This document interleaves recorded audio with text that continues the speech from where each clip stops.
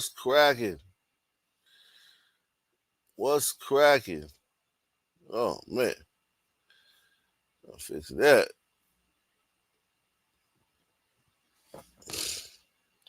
What's cracking?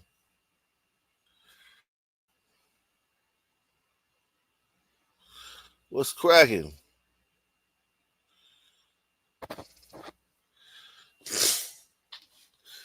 How's everybody doing? Hit the like button, man. Shout out to all you people out there in YouTube land here, man. Come on here off the, do a, let's get it cracking tonight, man. It's a lot going on, man. Even though it's Sunday, man. Even though it's Sunday, there's a lot going on. The community, man. Us. They not like us. Them truer words were never spoken. They not like us. They not like us.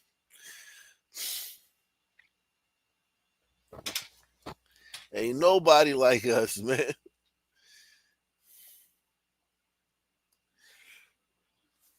Different. Facts, man. They not like us. We different. We a whole different kind of different.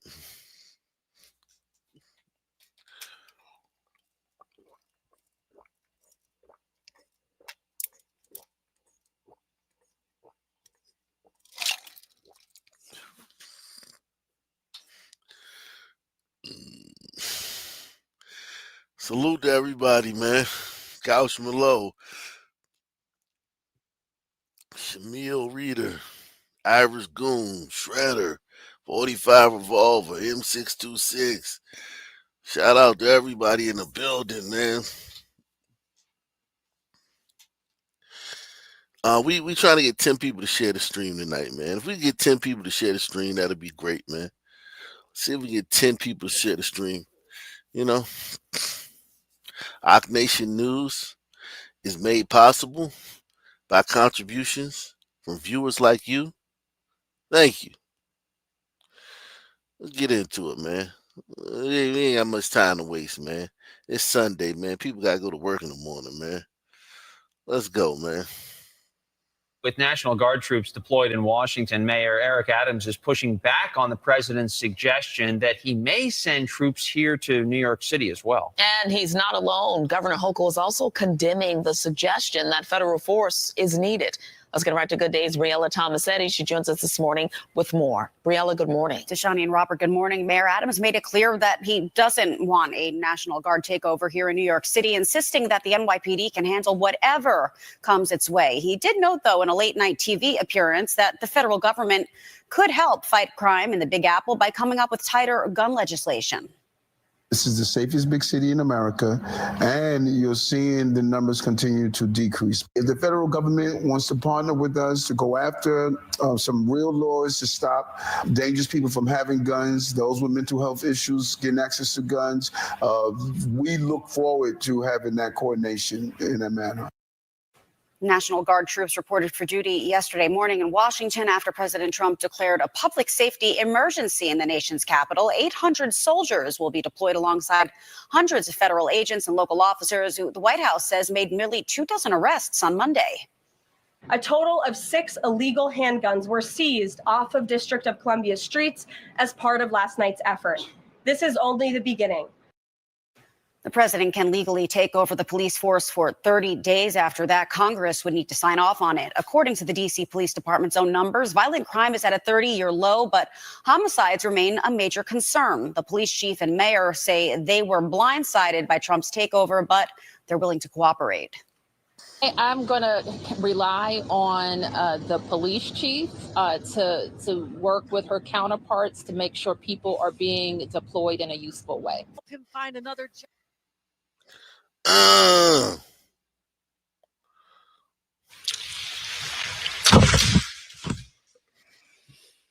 Good morning. I should just say morning. When you have 12 people shot in a city, a mass shooting of second in a few weeks, it's just impacts and. Yeah, man. Not good, man. Not good, man. But I will say this: New York crime is down. It literally is down in New York from the 80s and the 90s, and it's down from there. And they have unique challenges. They have 5 boroughs, 5 boroughs. So it's like, and each one of them boroughs is like a major city. Each one of those boroughs will be the second or the third biggest city in the country by itself, right? So we're talking about, shout out to S Freak, man. S Freak in the building. We're talking about major challenges. But I think this is good. I don't think crime spike in New York is good for the victims. But that dude, Zohan Hamadi, whatever the hell his name is, if there's an emphasis on crime, he's not winning. There's no way that guy's going to win if crime is a topic. Zohan, the little fucking Arab dude, the Arab socialist, because nobody would trust him with crime. So this is, I think Eric Adams might resent Trump putting crime on the table in New York when crime is down there, like it just is. However, he's got to see the bigger picture. If crime is the one of the central issues on the campaign trail, no way Zohan wins, because he's going to say coddle the criminals. He's a socialist.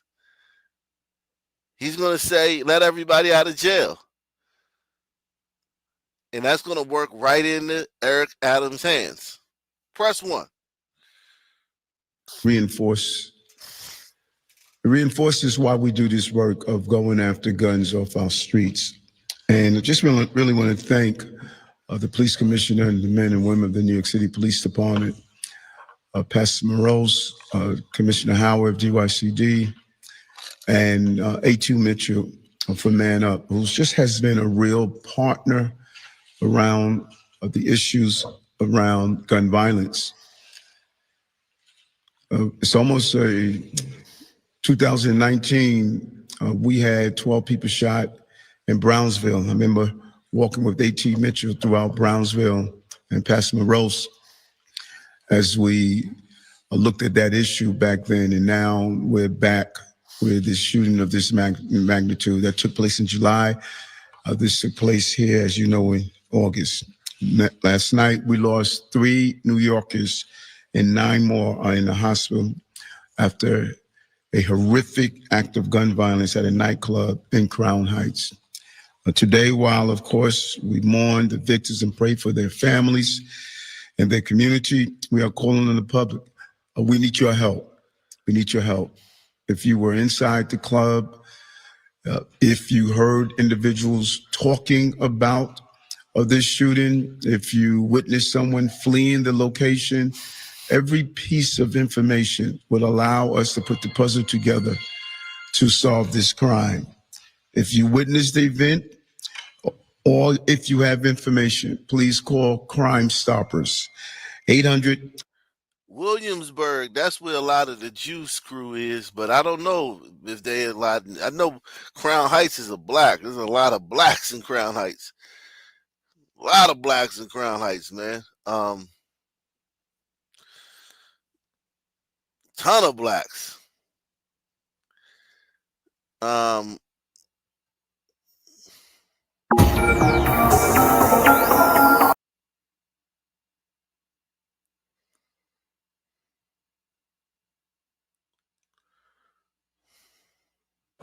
The bloodbath occurred just before 3:30 a.m. inside the Crown Heights restaurant and club called A Taste of the City. Okay, we got one victim right here. That's a son turd.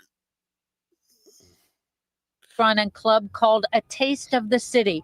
Callers to 911 said multiple gunmen walked into the lounge and began firing. This surveillance video taken from a nearby bodega shows people running for their lives. When it was all over, 12 people had been shot. 3 men were killed, ages 19, 27, and 35. 3 women and 6 more men were also shot, ranging in age from 27 to 61. They were taken to local hospitals and are expected to survive. Police now believe it was a gang-related shooting. There was a dispute inside the crowded club that led to the shooting. We believe that there were up to 4 shooters involved in this incident. At this time, no one is in custody, and the shooting preliminarily appears to be gang-related. Pix 11 spoke to an eyewitness who was just about to go into the club when shots rang out. I was about to get in when I had gunshot, so I came back to my car in trouble. Neighbors say the lounge has been the scene of shootings before, most recently last November. No one was killed in that incident. We've seen big fights.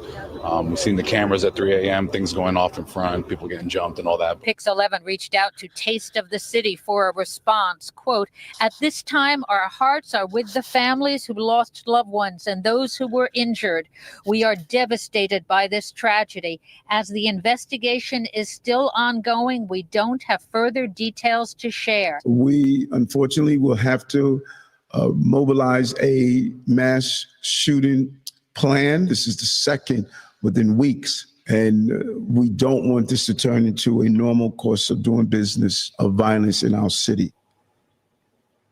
And police are concerned about the possibility of more shootings in retaliation since this was gang-related. And they are asking, really begging for cooperation from inside the nightclub. They're looking for those eyewitnesses to help them find the gunman. Well, John, I did speak with one 27-year-old victim. She is still in the hospital tonight after she was shot in the head, in the arm. Remarkably, she says she's doing okay, escaping with her life, but just barely. I came outside and saw the intensity of the running. I was like, nah, something else is going on. Let me go check to see if my boy okay. Scored. Jeez. These some hard-looking motherfuckers here, man. God damn, man. You go to the club with these motherfuckers, man. I'm too old to go to the club with these motherfuckers. I wouldn't be in no club with these motherfuckers with wife beaters and shit. I ain't fucking with you, man. Wave caps and tattoos, nah, man.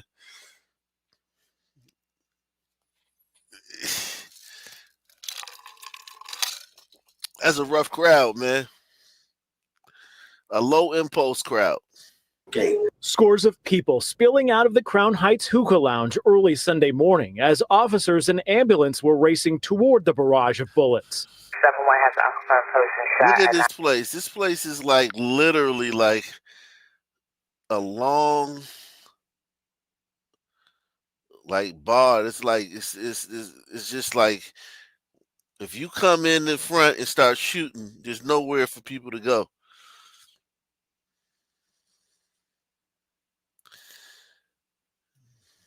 Everybody would probably be at the bar or in the back at the dance floor. Nowhere for people to go, man. Person shot at 903 Franklin Avenue. Some of the victims making it out alive were seen walking and wounded. Dramatic surveillance video also showing another man falling to the sidewalk on Franklin Avenue before someone helps him up and waits for help. Man, I just saw sparks. When I looked in the direction I thought the gunfire was coming from, I just saw sparks, and I just went to get down under a table if I could and sneak my way out. One eyewitness who wanted to remain anonymous saying he became separated from his girlfriend and the group he was with while racing to escape the carnage. Inside, 12 people were shot, 3 fatally. I just ran for the door. I tried to make my way to the door, and try to live to see another day, basically. But Rajon Phillips' 35-year-old friend was one of the men who did not. He's coming to the party to chill with the ladies, smile, dance, have a good time. He's not coming to the party to die. Investigators trying to determine how many of the people shot may have been among the 4 shooters. The location, called Taste of the City, is a known problem hotspot and scene of at least one recent shooting last November, according to police. Knucklehead moment. You mix liquor, ego, immature mindsets, disaster. Something City Council member Chris. Yeah, and not only that, you got like a lot of people there with that problem. It's not like it's just a couple of people there that have that issue. Make sure y'all support the channel, support the stream, man. Arc Nation News, support the stream, share. We need 10 people to share this. We need 10 people to share this stream too. 10 people to share this stream online. Let me that would be great. If we can get 10 people to share this stream online.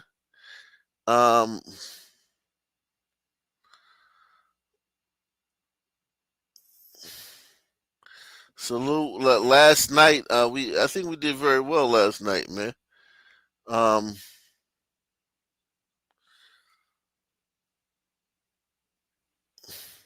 Let me show. Oh, we'll get back to this, brother.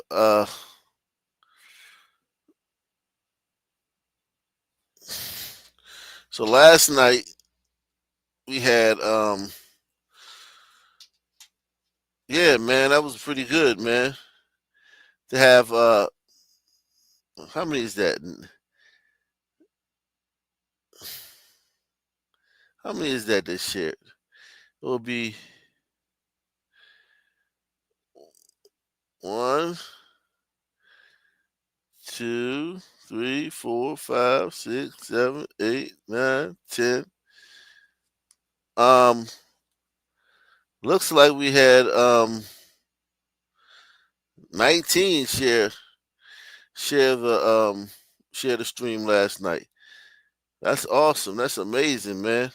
That's the type of support that we love, man. Thank you guys for sharing the stream, man.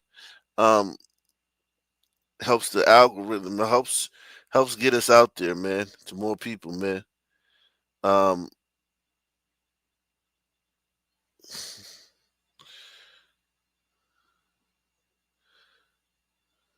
Salute to my man, George making the coin, man.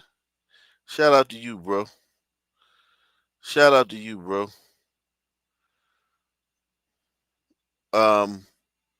Salute to you, man.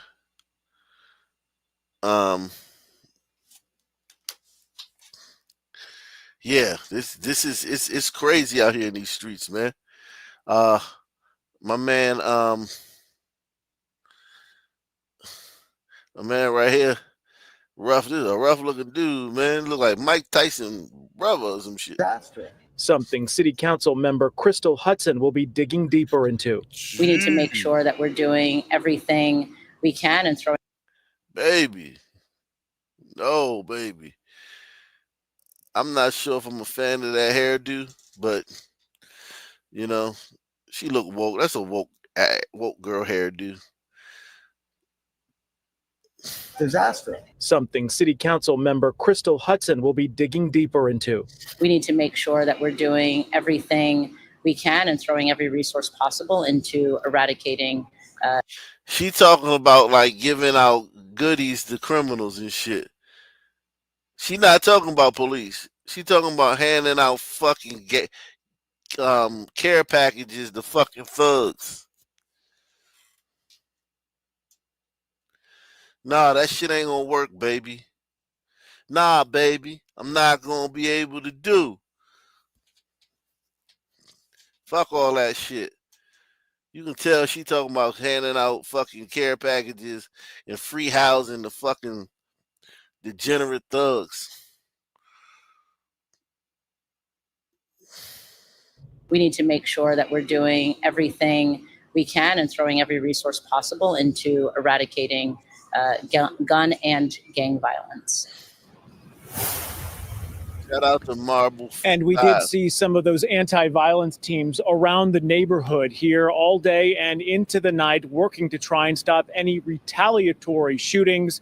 At this point, a motive still is not known. Again, they do believe this to be gang. Of the people who died are men, middle-aged. That's the latest. Live here in Crown Heights, I'm Anthony DiLorenzo, Pix 11 News. We have team coverage for you tonight. News 12's Greg Thompson has been digging into the details as to how this all happened.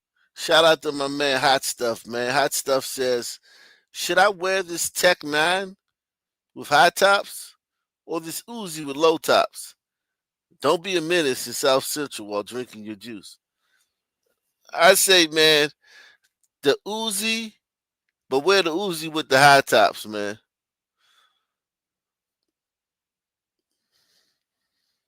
Style finesse that.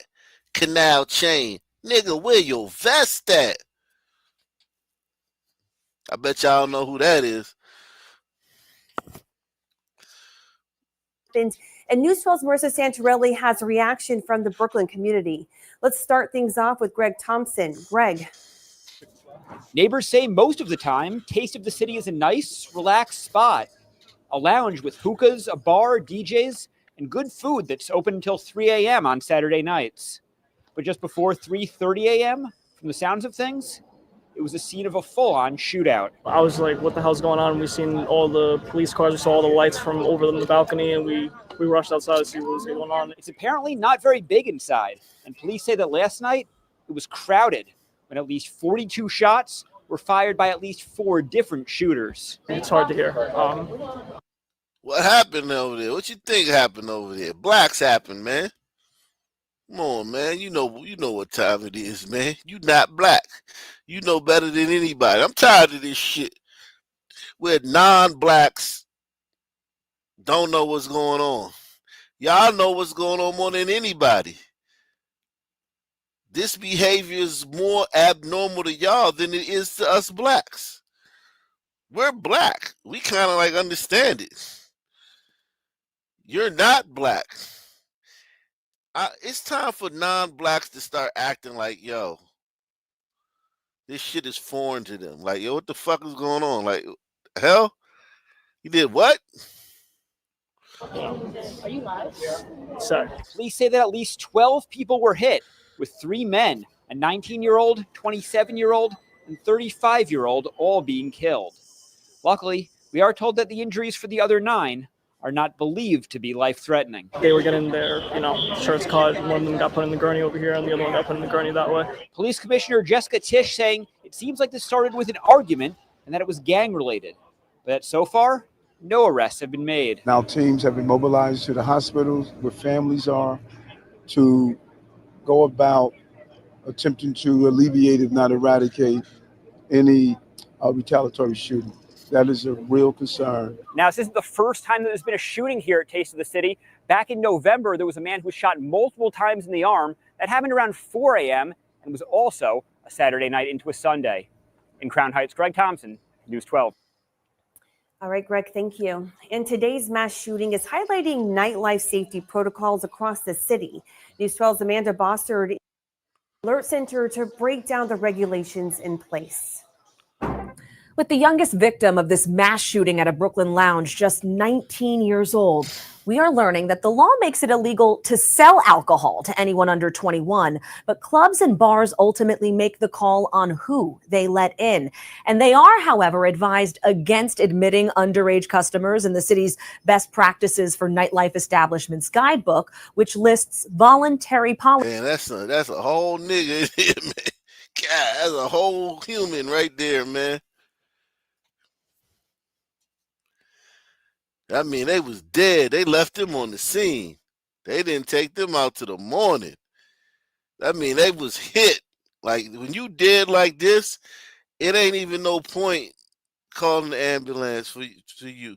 They just leave you as part of the scene until the investigation is done. Then they haul you out because you dead. They just look at you and be like, all right, he part of the crime scene.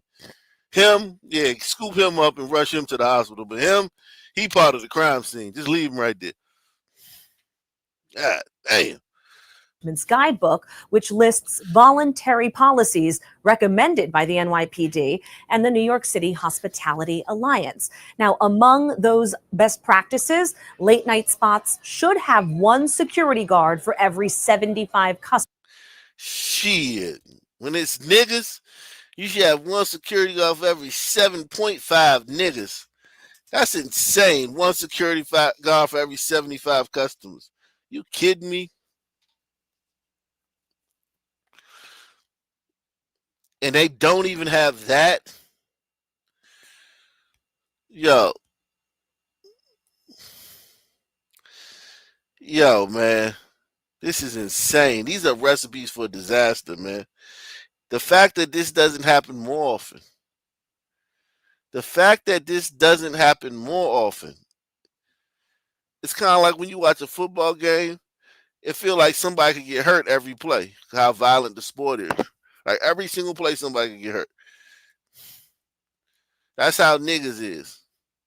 It's like, yeah, damn. Like, it's surprising this shit don't happen every single time.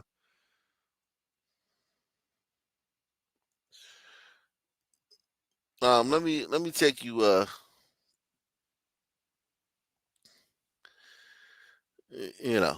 let me show y'all something, man. Let me show y'all something, man. Salute. Make sure y'all support the channel. Support the channel, PayPal, Cash App, Super Chat. All you guys are salute to everybody watching on X.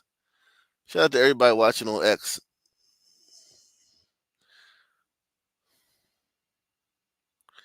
This is shooting that happened in Boynton Beach. This is Boynton Beach. Look at all them niggas, man. Hammer the bow shot. That's a lot of niggas, Jack. Lord Jesus. Goodness gracious, man. That's a lot of niggas, man. That's a lot of niggas. I ain't gonna lie to you, man. I'm scared of that many niggas. That's a lot of niggas, man. Woo, that's a lot of niggas there, man. That's a lot of Negroes, man. Woo. Jesus. Like, how does this not happen? How did they get this far in the day without this happening? It looked like these people have been here for hours just by the way the cars are parked. It looked like these people have been here for hours and the amount of like debris, trash on the ground and whatnot. These people have been here. This didn't just start. This isn't just the poof. This scene has been developing and maturing for a couple of hours. How did they make it that far without a shooting with these many niggas?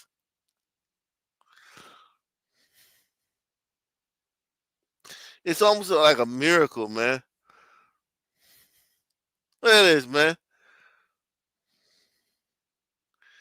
Young niggas, yep. It's a lot of times the young. Look at this little fucking fucker right here. This fucker's probably like 16 tops. Look at this one. He probably all these are teenagers.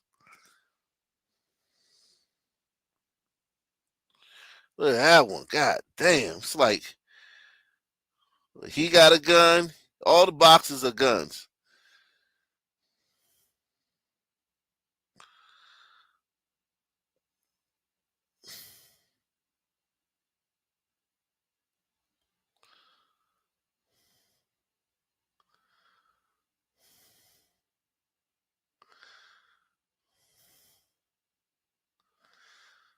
Somebody shooting here. Somebody shooting. Look at that shit.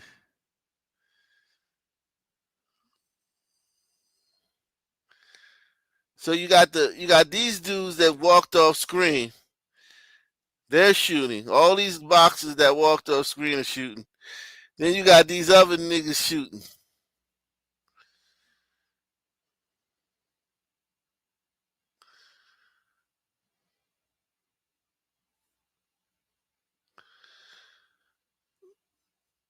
Like this dude right here, he just pulls out a gun and starts shooting.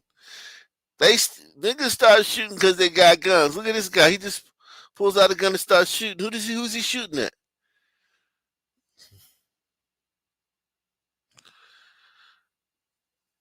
Look at this dude protecting his son.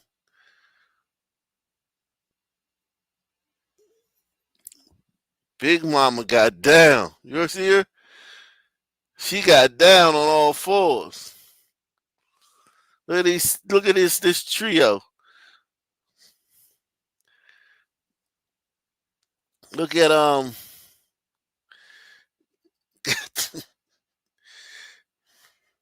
goddamn. Look at these sisters, man.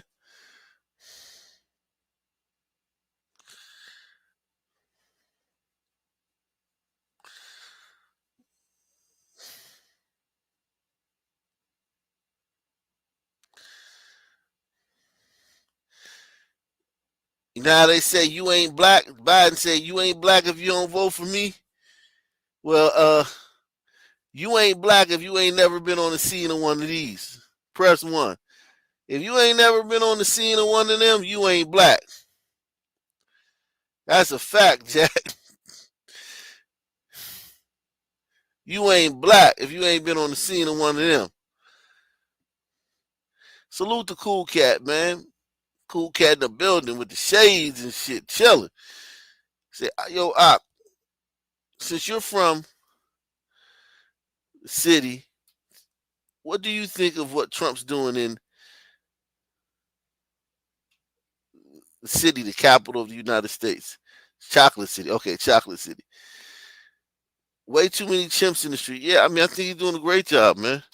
Phenomenal job. I'm not on the ground. I'm from DC, so I already know, like, I go to DC about 6 times a year.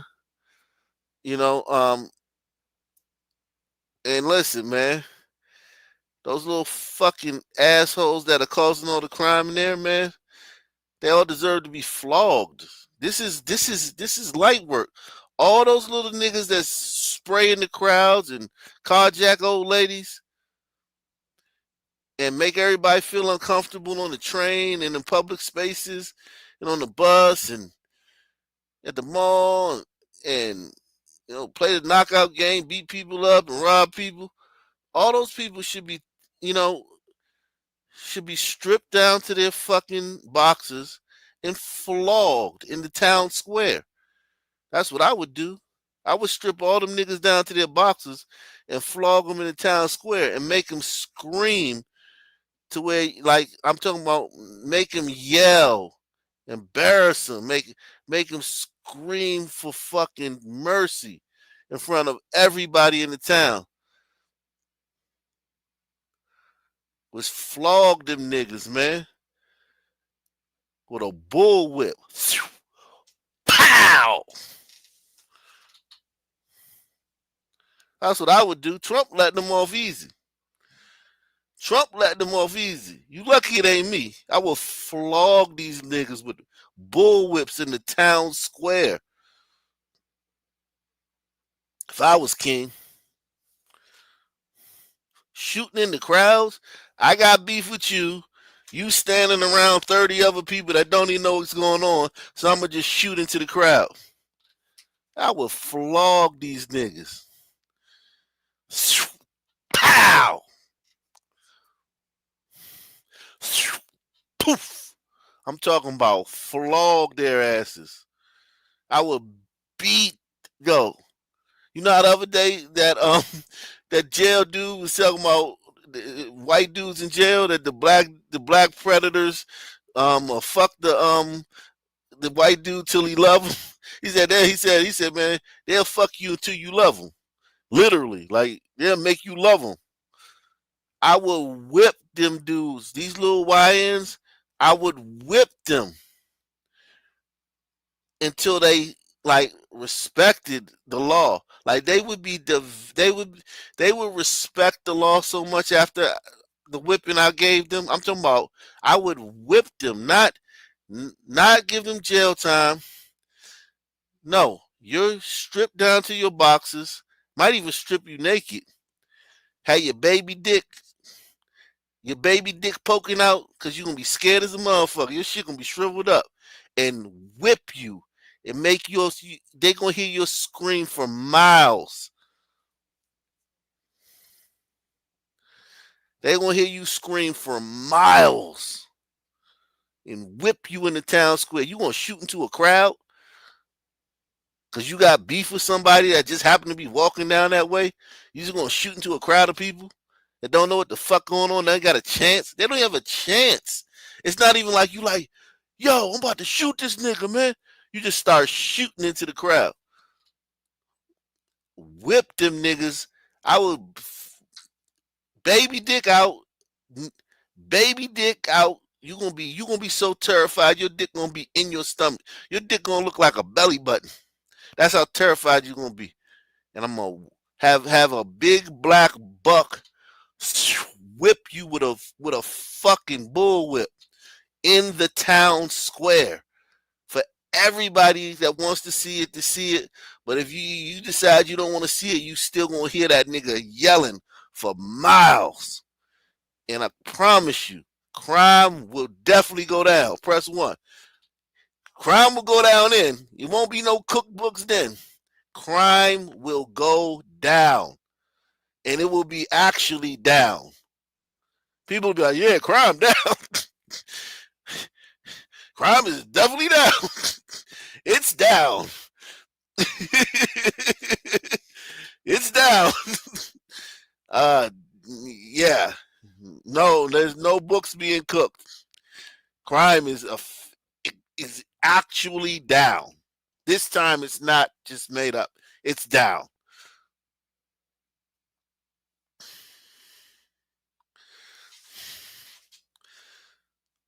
And then the next one, the thing about the whipping, that it's the fear after that first guy gets whipped, the next guy, oh my God, the psychology of having to watch or listen to that and know that you're next. Like that guy, he's done. He's already gotten his. Yours is just beginning. And then all the little dudes on the street, they're gonna be like, I don't want none of that. Press 1. All the little YNs, they could go play AAU tournaments. They could go be rappers. They could go, go on dates with these little chicken heads. Go to the movies. They'll be like, yeah, I'd rather do that. I don't want to do crime. Crime ain't I don't want no parts of that. That don't look like too much fun. I don't want everybody to hear me yelling. I don't want to have everybody's cell phone cameras, because everybody gonna have their cell phone out because it's gonna be in the town square. Everybody having cell phone footage of me screaming like a goddamn banshee while I'm getting my ass whipped. Probably pissing on, shitting on myself. I don't want that footage to be on the internet forever. And I don't want to feel the pain of that either. I'm going to go find something else to do. Press 1.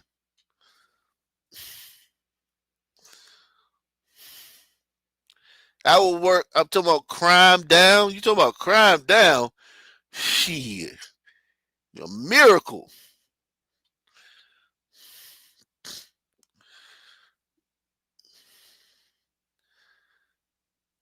Miracle. I can see all the black mothers. Oh, you talk about you think they be trying to save their babies now from going to do some time. You talking about my baby didn't do nothing? My baby didn't do nothing? Shit. Yeah. You think they be using that term, my baby didn't do nothing? Now? Well, let me be king for a day. The black mothers will be bringing me. I have a stack of casseroles and pound cakes and goddamn carrot cakes. All the mothers from the community will be bringing me offerings. My baby didn't do nothing. I'll be like, look, man. They're begging me, please, only 10 lashings. I know you say he get 25, but please, just can my baby just get 10? He's a good boy. Just give him 10. He don't deserve it. He got caught up with the wrong crowd. Sorry, man. The rules is the rules, man. The rules is the rules, man. Sorry. The rules is the rules. You gonna fire into a crowd. I've been on these type of scenes before, man. When niggas just fire into the crowd, man. You just gonna fire into a crowd. You just gonna pull out a gun. You so big and bad that you gonna pull out a gun and just fire into a crowd of people you don't know. Cause little Traviante that was pillow talking with your ex-girlfriend happened to be in that crowd with a bunch of people he don't even know. He just standing there because it's a fucking outdoor fucking, outdoor event and shit. He just happened to be standing there. And he was pillow talking with your ex-girl last week and you mad, so you was gonna shoot everybody over there. Nigga, strip down, hands up over your head, tie him to a fucking post, pull out a fucking bullwhip, and beat the soul out of that nigga. I want nigga to hear you. If you in DC, I want them to hear you screaming in fucking Pennsylvania. I want niggas in the Philly be like, you hear that? Sound like somebody screaming. I want fucking the Philly Police Department to be inundated with calls. Like, we keep hearing somebody screaming. It's a bitch screaming. We hear this woman screaming. Nah, it's a nigga. It's a whole nigga in DC tied to a post, getting his ass beat for shooting into a crowd.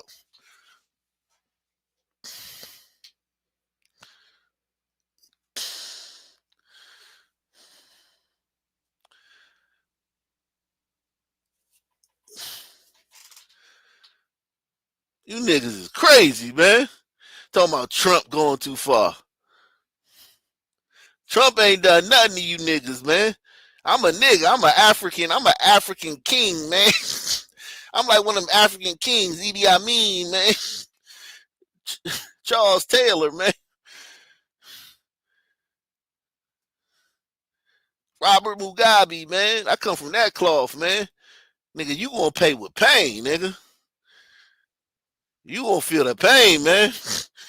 Fuck all this jail shit and you playing fucking dominoes and shit and jacking off.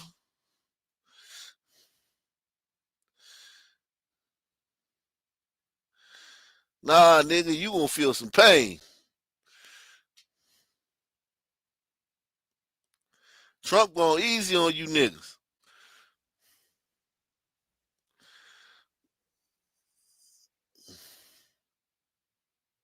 This short distance between us is roughly how close the shooters were to one another, except there was an entire crowd in the crossfire, and it was all captured on camera. In the video from July 5th, during the Peace in the Hood event, you can see the short distance between us. During the Peace in the Hood event. That's why I tell you these fucking programs don't mean shit. Make sure y'all support the channel. Ock Nation News is made possible by contributions from viewers like you. Thank you. Also, man, we looking for 10 people to share this stream tonight, man. Ain't nobody bringing it on Sunday night like this, man. Can't nobody bring it on Sunday night like this. Them niggas scared. They scared. They scared, man. They don't want to talk to these. They don't want to hurt these niggas' feelings, man. These niggas will kill you, man. You don't want to hurt their feelings. They'll kill you, but you don't want to hurt their feelings.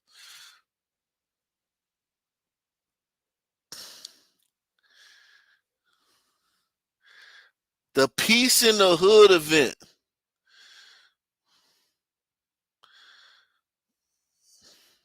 This short distance between us is roughly how close the shooters were to one another, except there was an entire crowd in the crossfire, and it was all captured on camera. In the video from July 5th, during the Peace in the Hood event, you can see the park is full with even young children in attendance. Everything appears to be fine until gunshots as people begin to run and take cover. The Boynton Beach Police Department outlines 5 people accused of shooting at one another as people hide or fall to the ground trying to run away. Another angle shows 2 people sprinting and firing weapons aimlessly. I just saw them diving in the grass and I quickly realized, like, what?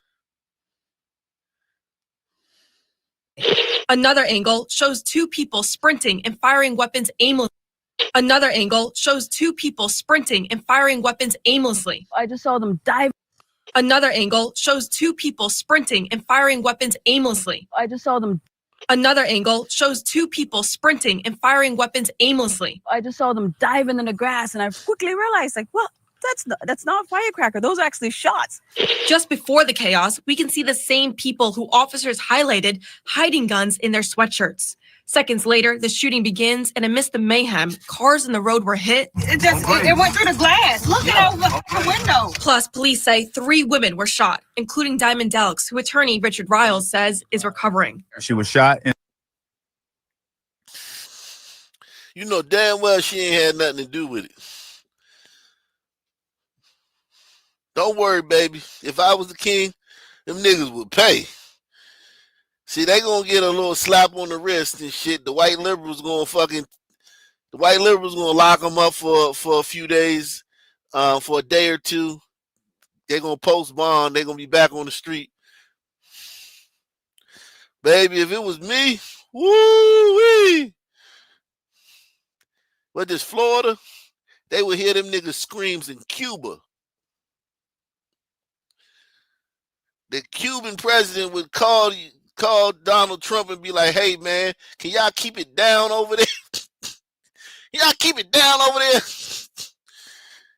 We trying to sleep. Hear this screaming all night. Including Diamond Delks, who attorney Richard Riles says is recovering. She was shot in the hip. Police say the people shooting are rival gang members. Working with U.S. Marshals, they have arrested 4 men, including Jamarian Petty, Kenneth Hollis, Javon Johnson, and Dondre Ledger. Ooh, I know y'all niggas hard too, and I'm not doubting that these niggas hard. I am not doubting that these dudes are not hard. They probably was bullies in the 1st grade. They probably the bad kids in school beating everybody up at 3 o'clock. I'm not saying that these dudes not hard. What I'm saying is that a whip will make your dick go up in your stomach like a belly button and will make you scream so loud they will hear you in the next county. That's all I'm saying. I'm not saying nothing else. And you'll probably shit on yourself too. And you'll probably denounce God. You'll probably denounce your God. You'll probably denounce your mother. You'll probably tell us about every fucking homicide you ever heard of. Oh, man, you know the intel we could get from these niggas? Whip them. Press 1. Imagine we tie these niggas to a post and whip them. Imagine the intel we could get. You get half the murders in the city for a cheeseburger. Imagine what you could get for a goddamn, I'm talking about a good whipping too, like where the dude who's whipping them is tired.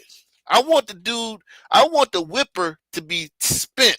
I want him to have to, somebody else get the next one. I need a break. Imagine how many homicides we just saw, how much they would tell us about what they knew about other homicides.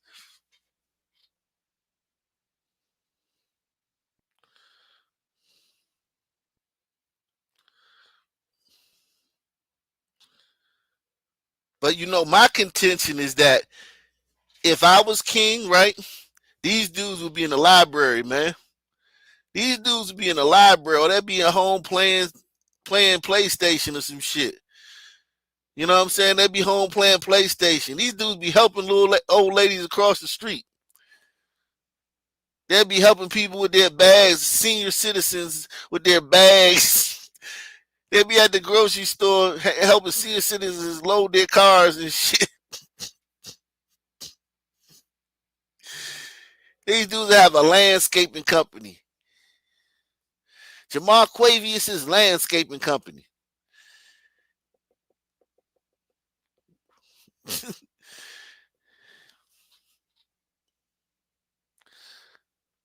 The men are all between 19 and 25 years old, and police have recovered a combined 7 guns. Each has been charged with attempted second-degree murder and other weapons charges. I think it's awful and it's quite tragic. Now, again, the city says this event was held illegally, and police say they're not done making arrests. In Sarah Sims Park, I'm Kayla McDermott. Whew. Man. That happened the other day. Blackistan is rough. Think about it. Nobody heard of that. Press 1. How many of y'all heard of that? Who heard of that? That happened the other day. Who heard of that?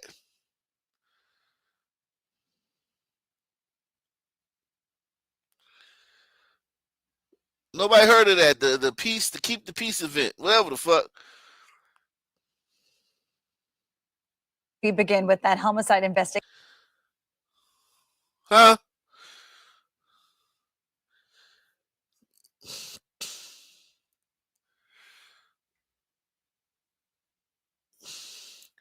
Salute to Eric S., Ock Nation Hall of Famer, man, coming through once again. He says, man, you are so funny that you can write comedy skits. Hey, man, this one time I wasn't even trying to be funny. That's good, though. I'm glad, because I wasn't even trying to be funny. I was dead serious, man. But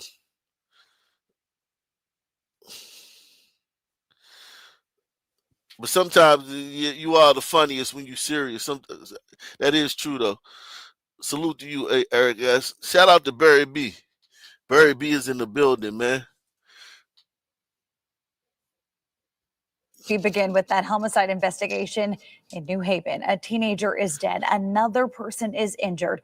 News 8's Caroline LaCour joins us live tonight after just speaking with the police chief moments ago. Hi, Caroline.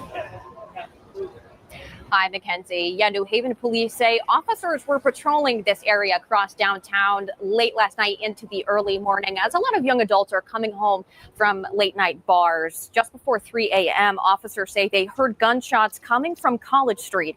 There they found 18-year-old Dylan Cornelius lying in the street with multiple gunshots. Do you understand? You know what college that is, right? When they say College Street, you know what college that is. This is New Haven. This is New Haven, Connecticut. We're talking about fucking Yale.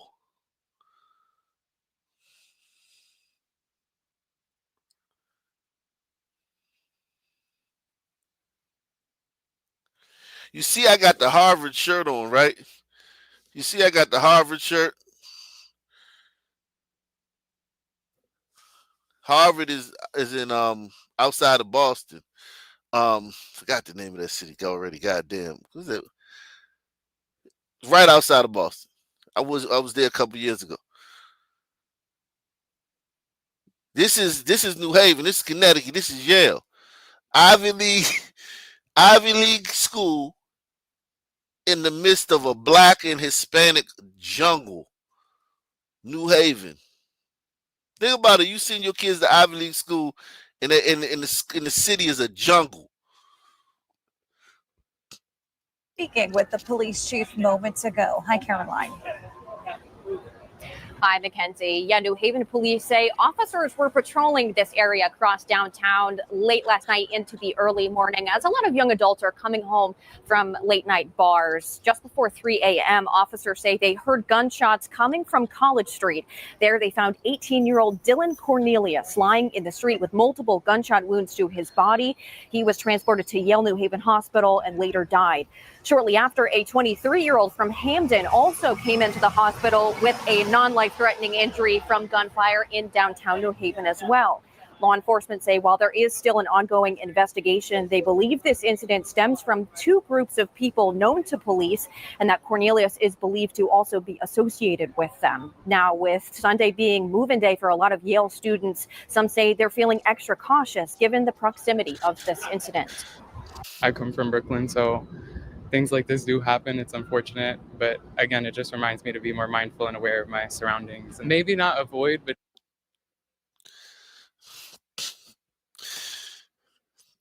no comment, man.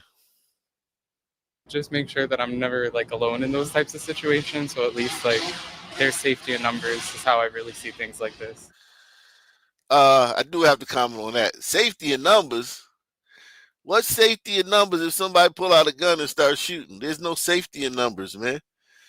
I don't know, man. Whatever, man. Whatever. Now, police say they also believe the gun used in this incident might have had an extended magazine, as they found over 30 shell casings. All of them got extended magazines. If they don't got an extended magazine, they ain't hip. That's like you a square, man. If you ain't got extendo on your joint, man, you ain't got extendo. You a square. You a lane. They all got extendos on it, and most of them got switches. Shout out to RJCS.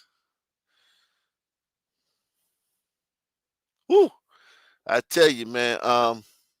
Crime is down, man. Crime is down.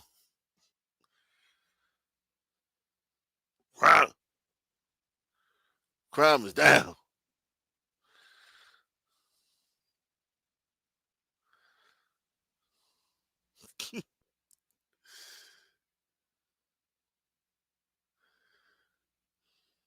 Yeah, very traumatic situation. And so we spoke with London's friend, Cheyenne Boyd, and Cheyenne says that London was actually in the midst of moving out of the apartment that she shared with her ex-boyfriend at the time. She was really excited about a fresh new start, but all of that was cut short. And she was just so happy to finally be moving out, getting her own place. The apartment she lived at with her ex-boyfriend. Cheyenne Boyd describes the final moment she shared with her friend London Powers. They met freshman year at North Carolina Central University. And she was also saying she would never deal with no man like that again. She said that's a lie. That's a lie. That's a lie. She would definitely deal with a man like that again. She knows the signs to look for, and she would just leave if a man ever came to her acting like that ever again. But before that could happen, Durham police received a call from the Camden Point Apartments. Let me go ahead and man, I don't really want to get domestic shit, man. Domestic stuff. We don't know what's going on with that.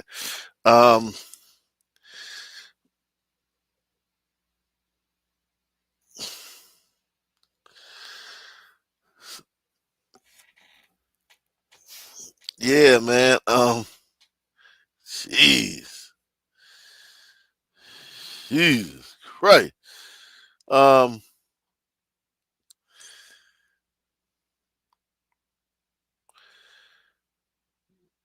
algorithm is crazy.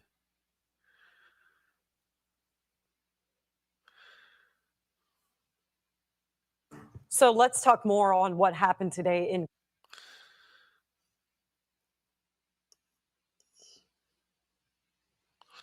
New at 5 days after Ezekiel Kelly pleaded guilty to a murderous crime spree in Memphis that put the city on lockdown, his attorneys are giving us a look at what may have led to that tragedy.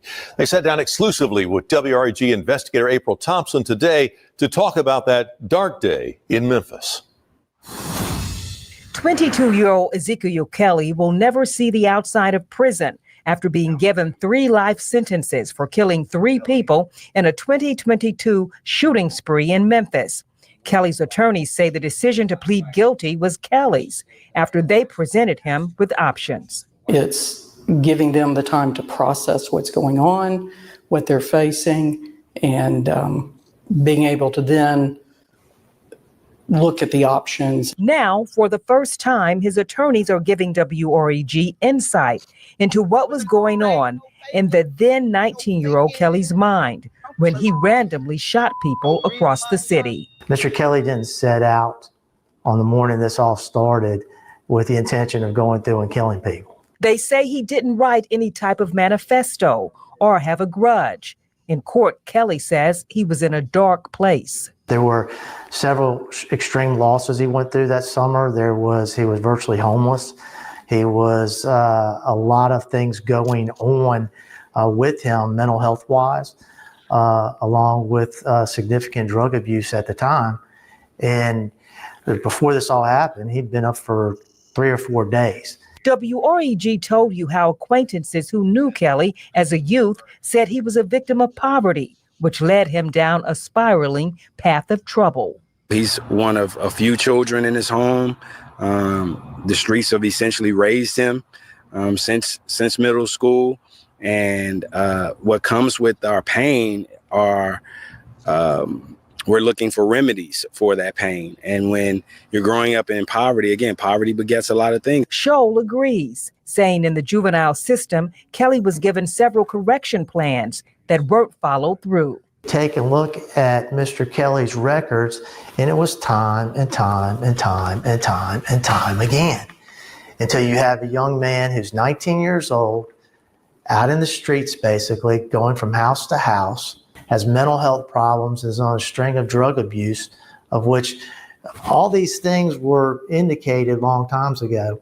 Now, Kelly says he wants to help other wayward youth. That I feel that I can take advantage of it and use it and be reliable to other individuals that's around me to not, or try to contribute to them, their life, and not make the same mistakes. He's never going to be able to atone for these things, but taking a man like that, letting him be able to talk to young people that are in the middle of all that and let them see where this is going. But unless these young men come back and young women come back to the system and get the programs and things that they need, then it's just talk. But I do believe he can offer something. Reporting for your news leader in Memphis, April Thompson, WREG News Channel 3.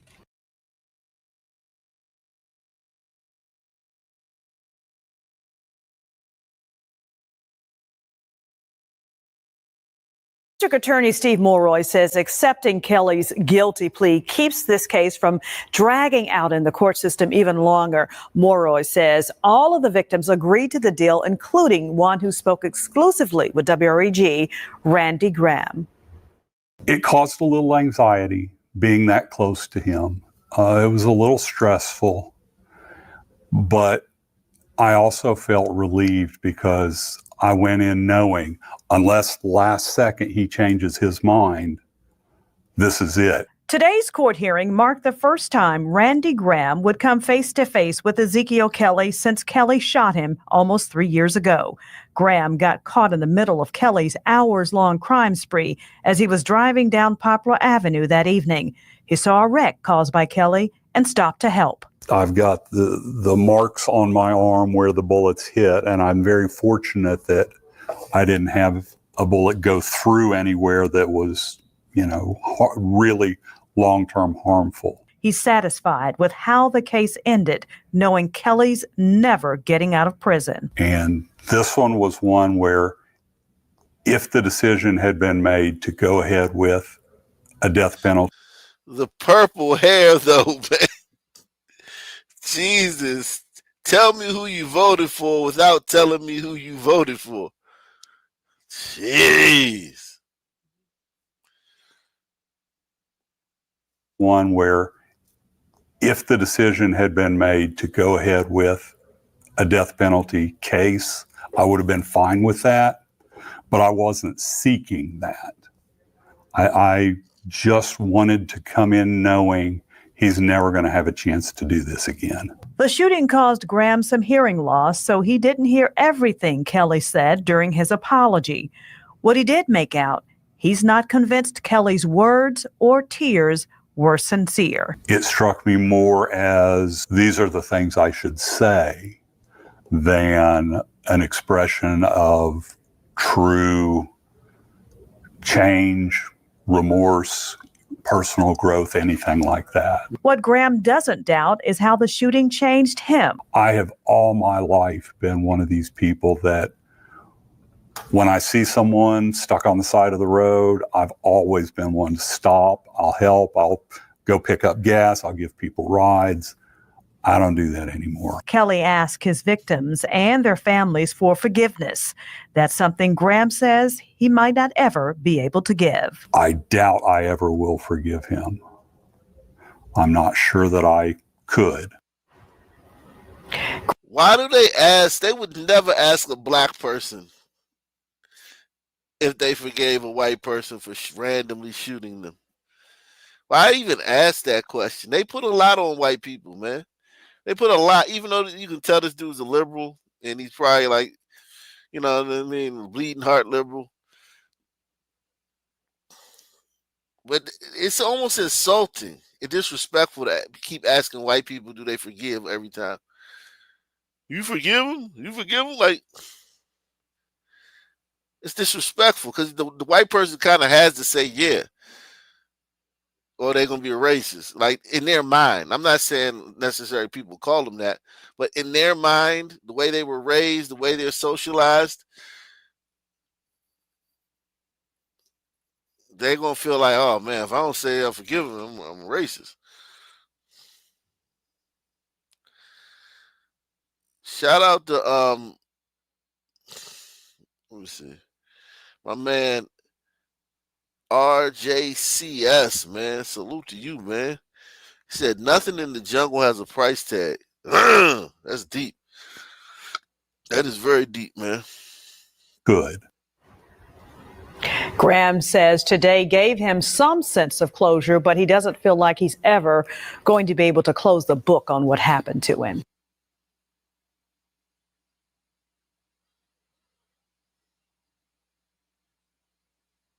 Led MPD officers from one end of the city to the other Friday evening. Thank you so much for joining us on Action News 5 at 10. I'm Kelly Cook. The driver and 2 passengers face a number of charges after allegedly hitting officers with their vehicle and attempting to hit more during the chase. Action News 5's Garner Montgomery is live in studio with the suspects that led officers from Raleigh to Whitehaven. Garner?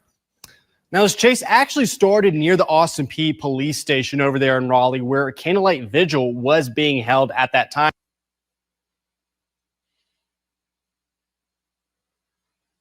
Jeez. I mean,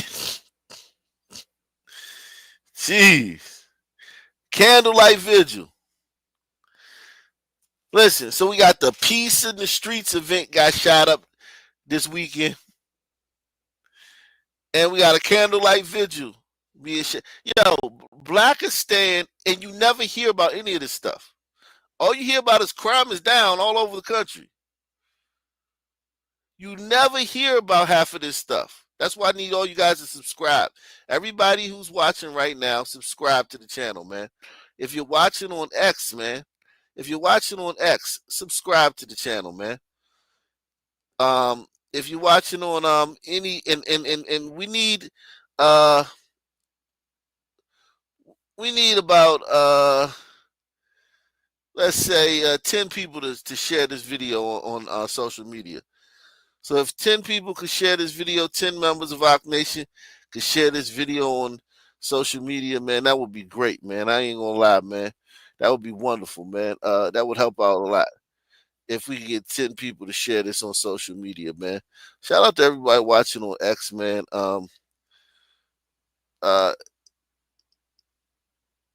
We just cooking tonight, man. Ock Nation News is made possible by contributions from viewers like you.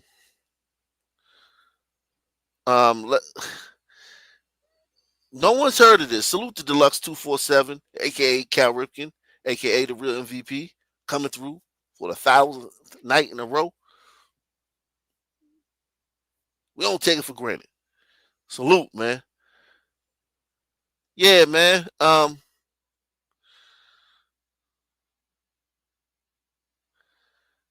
Fucking vigil and shit. What the fuck? Led MPD officers from one end of the city to the other Friday evening. Thank you so much for joining us on Action News 5 at 10. I'm Kelly Cook. The driver and 2 passengers face a number of charges after allegedly hitting officers with their vehicle and attempting to hit more during the chase. Action News 5's Garner Montgomery is live in studio with the suspects that led officers from Raleigh to Whitehaven. Garner? Now, this chase actually started near the Austin Peay police station over there in Raleigh, where a candlelight vigil was being held at that time to honor the late Memphis rapper Fast Cash C Money. That's when officers at the scene saw a suspicious vehicle.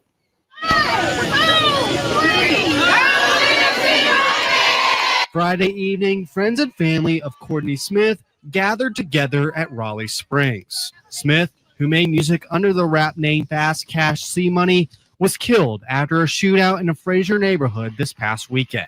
Memphis police officers were seen patrolling at the vigil. An MPD spokesperson says they were there to keep the peace. Officers were at the balloon release to protect the safety of everyone there. Their presence helped prevent further danger at a crowded community event. Police say a suspicious vehicle was spotted with 3 masked men near the event. Police said the driver would. So basically, if the police wasn't there on the scene of this balloon release for a dead rapper, those 3 masked men would have probably opened fire into the crowd. Just shot into the crowd. And whoever they hit, they hit. It was just, they just sending a message. Think about that. They were going to shoot into this crowd if the police weren't there. And niggas, every chance they get, shit on the police. You give a nigga a microphone, first thing he gonna do is say some negative shit about the police. You niggas love police. You niggas beg the police. Hey, police, can you come so we got this balloon release in peace? Because if you don't come, somebody else gonna get shot. That's why I hate niggas. Niggas beg police to come to their events and then turn around and shit on them. Like, act like, oh, they don't like the police, man. The police, man. Fuck the police, man. You niggas love the police. You hear all them niggas in D.C. praising Donald Trump? Niggas love the police. You niggas know you in danger from other niggas. Can't even have a balloon release without some niggas pulling up to try to shoot into the crowd and kill whoever the fuck they kill. And all this shit is niggas. Where the white people doing this shit? Where the white people doing this shit? We're the vigil for a dead fucking country singer, and you need fucking goddamn whole fucking police unit up there so the rival country singers don't come through and shoot it up. Where's that? Where's the keep the peace event in a white neighborhood? We gotta have a special event to promote peace.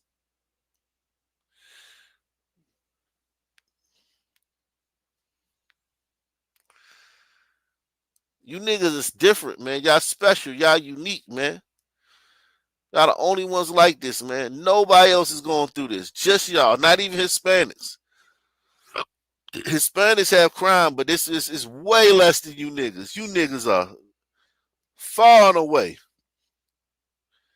in a class like your own. They not like us. You niggas, that nigga Kendrick was a prophet. They not like us. Ain't nobody like us. Police officers were seen patrolling at the vigil. An MPD spokesperson says they were there to keep the peace. Officers were at the balloon release to protect the safety of everyone there. Their presence helped prevent further danger at a crowded community event. Police say a suspicious vehicle was spotted with 3 masked men near the event. Police say the driver would not cooperate after patrol officers attempted to stop the car. 2 passengers bailed out and were caught after a short foot pursuit.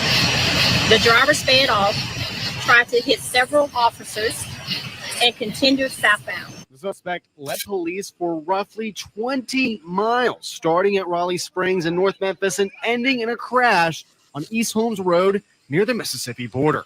MPD says no officers were injured in the pursuit, but 2 bystanders were unfortunately involved in the crash. 2 people in the civilian vehicle were taken to the hospital in non-critical condition. The suspect behind the wheel was detained and taken to the hospital to treat his injuries and await charges. The 2 suspects who fled on foot, Deidrick Walton and Khalid New, faced multiple charges after several illegal weapons were recovered in the car. Walton and New now have 19 charges each following the pursuit, including assault on a responder, invading on foot, and more than a dozen weapons possession charges. And we just learned moments ago that the third suspect, Tyrone Perkins, has his charges released. We have those right now on Action News 5 to have the latest update on this story that just came moments ago. I did talk with a family member of the slain rapper who was being remembered last night. They did decline to comment on this pursuit, but they say they are still mourning the loss of Fashcast C Money. Reporting live in studio, Garner Montgomery, Action News 5.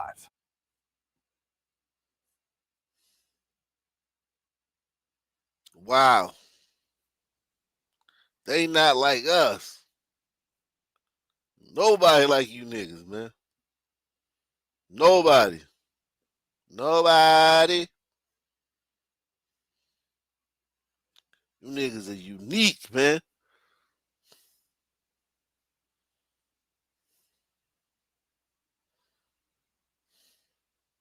Right now at 3:30, a woman is behind bars after police say she threatened to shoot another woman in the school drop-off line. And she faced a judge this morning on a number of charges. Local 10's Roy Ramos live in Miami with the latest on the case. Roy.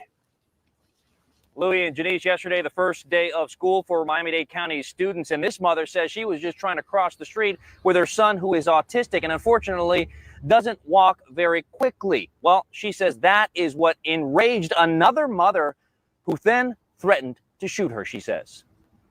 She said, I'm going to tell you this. You have one more thing to say. Just say one word and I'm going to shoot you in your face. Jennifer Escobar reliving the terrifying moment she came face to face with 39-year-old Erica Cruz, who allegedly threatened to shoot her. She started cursing at me and she just pushed forward and hit me with the car. The confrontation all happening as Escobar said she was crossing Northwest 11th Avenue off 81st Street to take her 6-year-old autistic son to class for his first day back to school at Arcola Lake Elementary. Cruz in her car at the same time trying to get her child to class. She told me to hurry up and I told her, you could clearly see that my son has difficulty walking. But before Escobar could even cross the street, Cruz is seen here in this video, reaching into her purse. She didn't expose it, but you could tell she had her hand on the gun. Escobar telling me it was a passing driver who then stepped in, diffusing the tense situation. Thanks God there was another bystander that was driving and he said, no, do not pull the trigger. As Cruz walked off, police quickly responded, placing the elementary school on lockdown. To later find the mother leaving the campus with her purse, where inside officers would find a gun and arrest her. She had it inside her purse, but she walked inside the building, inside the campus. All I can say is what a terrible way for your child to begin the first day of school with mom getting hauled off to jail. You know, you have to be an adult and set a good example. Patience. You got to have patience, especially on the first day of class. Cruz remains behind bars right now, facing a number of charges that include aggravated assault to improper display of a firearm while on school grounds. For now in Northwest Miami-Dade, Roy Ramos. Local. So the other lady got an autistic kid. Wow. That autistic kid witnessed all that shit.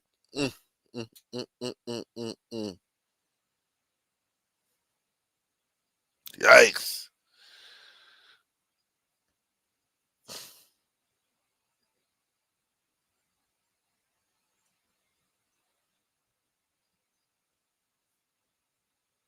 An arrest decades after a D.C. police officer was murdered. And the man, now in custody, is the same man charged in her death 30 years ago. 7 News' Josh Chapin is live now with the new reaction and the new evidence that led to this arrest. Yeah, Scott, Dina's friends, that officer's friends are relieved. One telling me she never gave up hope that justice would happen. The case given a second look by an MCPD homicide detective working back in the 90s who never forgot this case either. I'm so emotional right now because I'm overwhelmed. I've been waiting for this closure. For Dina Campbell's friends, Be it Vanessa Malloy, who grew up with her in D.C., she was also the last person to hear her voice that night in 1995. I'm so relieved. It felt like a whole weight has been lifted off of me. Or Juanita Egglestone, who befriended Dina when they were in the academy. I believe justice, when it's going to be served, it's going to be served. So I'm just happy that we came to this point. This was the long-awaited moment. The same can be said for 2 police departments. It is clear that this case weighed heavily on the detectives working in Montgomery County Police Department as it did on our agency. The one Dina put on the uniform for in NPD, along with Montgomery County. MCPD investigated the case back in the 90s and charged Dina's then boyfriend, Kenneth Wansom, with murder, only for charges to be dropped 2 months later. It's like a little bit of emotion and a little bit of peace for me. Paula Hamill is a homicide detective for MCPD. Though she didn't investigate the case back then, she took a second look this time around and found new DNA evidence in an interview. Though it was known Campbell was fearful of Wansom, that interview suggests even more, that she was sleeping with her gun under her pillow. Campbell even telling a fellow officer, quote, "If I don't show up for work Saturday, you'll know he killed me and buried me somewhere." I have been speaking to her father. I spoke to him yesterday, and the only words that he could get out were, "Thank God." And that father certainly imagined relieved as well. We have pressed the state's attorney's office, Scott, for a motive, but they can't say at this point. Wansom was supposed to have a bond review hearing this afternoon, but that has been moved to next week. We'll be here for it every step of the way. Scott. Man.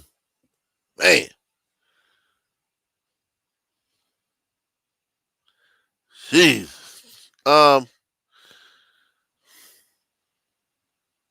30 years. Dude got away with that for 30 years. Hey, man. Whew.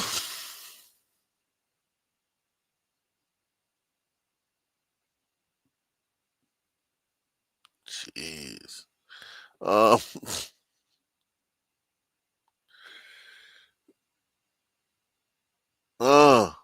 Salute to everybody out there, man. Everybody, we need 10 people to share this stream, man. 10 people to share this stream, man. 10 people to share this stream. Salute to everybody out there watching on X and everybody watching on YouTube, man. Shout out to all you guys, man.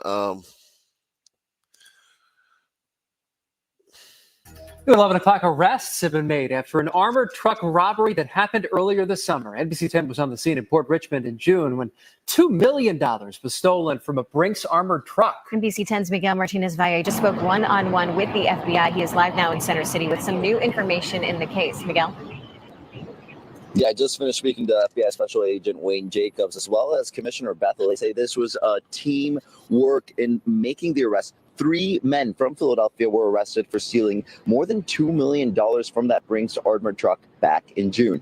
Here's some more look at the video of the scene when we were covering that story. You'll remember the armored truck robbery happened outside of a Home Depot on Castor Ave in Port Richmond around 8 a.m. on June 21st. 2 men with AR-style rifles approached the driver of the truck in an alley, made him get on the ground, and disarmed him, according to officials. While one held him at gunpoint, the other took his keys and stole more than $2 million in cash. The FBI Violent Crimes Task Force and Philly Police, they worked together investigating the case, looked at video, cell phone records, they talked to witnesses, and arrested 30-year-old Deshaun Daisha Hughes Murchison. 30-year-old Deshaun Daisha Hughes Murchison, 31-year-old Brian Wallace, and 31-year-old Trayveen Jackson. Charged them with Deshaun and Trayveen. Trayveen, that's a new one, man. Trayveen. I guess his mother didn't want to name him Trayvon. Everybody was named probably 5 or 6 Trayvons in the family. Yeah, we're going to name him Trayveen. Hughes Murchison, 31-year-old Brian Wallace, and 31-year-old Trayveen Jackson. Charged them with robbery, interfering with interstate commerce, and a use of a firearm in furtherance of a violent crime. They're hoping that this arrest prevents other brazen violent acts. We highlight this case because of the brazenness and because of the harm they put everyone in. It's not the Wild Wild West, right? And you don't get the, we deal with a lot of underlying issues, but we really want to go after this case, and we're going to go after the others. as well. So there's equally as brazen in some of the activity we just seen recently. Mm. Mm, mm, mm. Mm, mm, mm, mm, mm, mm, mm. Man, so much stuff, man. We went through so much stuff this week, man. Man, and make sure y'all go back and watch the past episodes too, because yesterday's show was the last three shows have been insane, man. Insane shows. The last three shows, man, they've been crazy. So much stuff going on. So much stuff going on.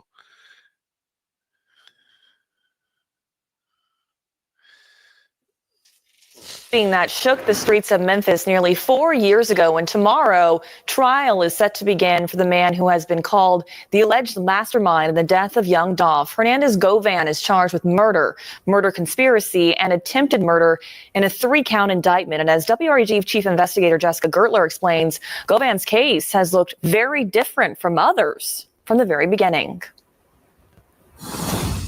That was the first rapper I ever listened to. And y'all just killed him.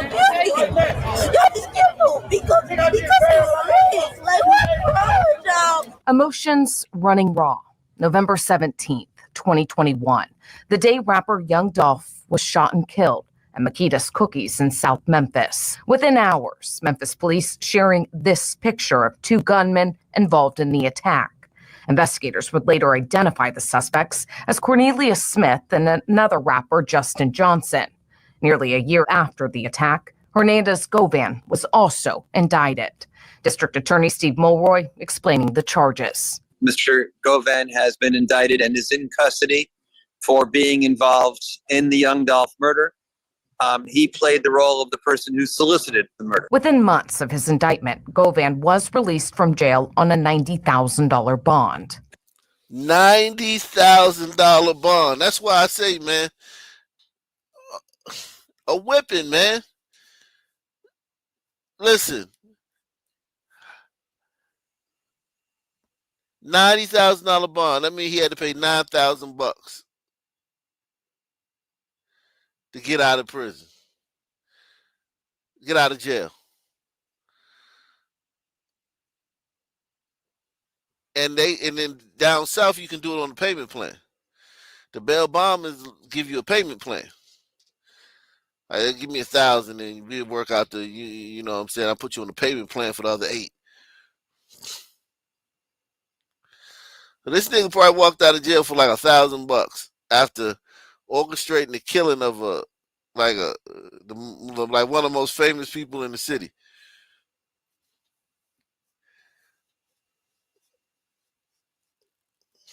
And white liberals think, well, you know, everyone deserves a bond. The presumption of guilt. No, these niggas is guilty. The thing about white liberals they don't understand is that, like, cash bond is cool. Like, it's made for a normal society, right? It was made for a normal society. We have maybe, you know, you might have a city, you might have 5 or 6 murders a year. And they're all like high profile. And, you know, each one needs to be, you know, look, you never know what happened, you know, blah, blah, blah. Murder's not very common here. So, you know, the presumption of innocence is, you know, a worthy thing because, you know, it's just not common. People don't kill us. When you got black people around, you got 300-400 murders a year in every fucking city. These niggas did that shit, man. You can't have cash bail for niggas that get caught for murder because they did the shit. Because people kill people all the time. It's not like something that's uncommon where it's like, damn, man, this has rarely happened. We got to make sure that this person actually did it because, you know, we don't want to, you know, have somebody sit in jail.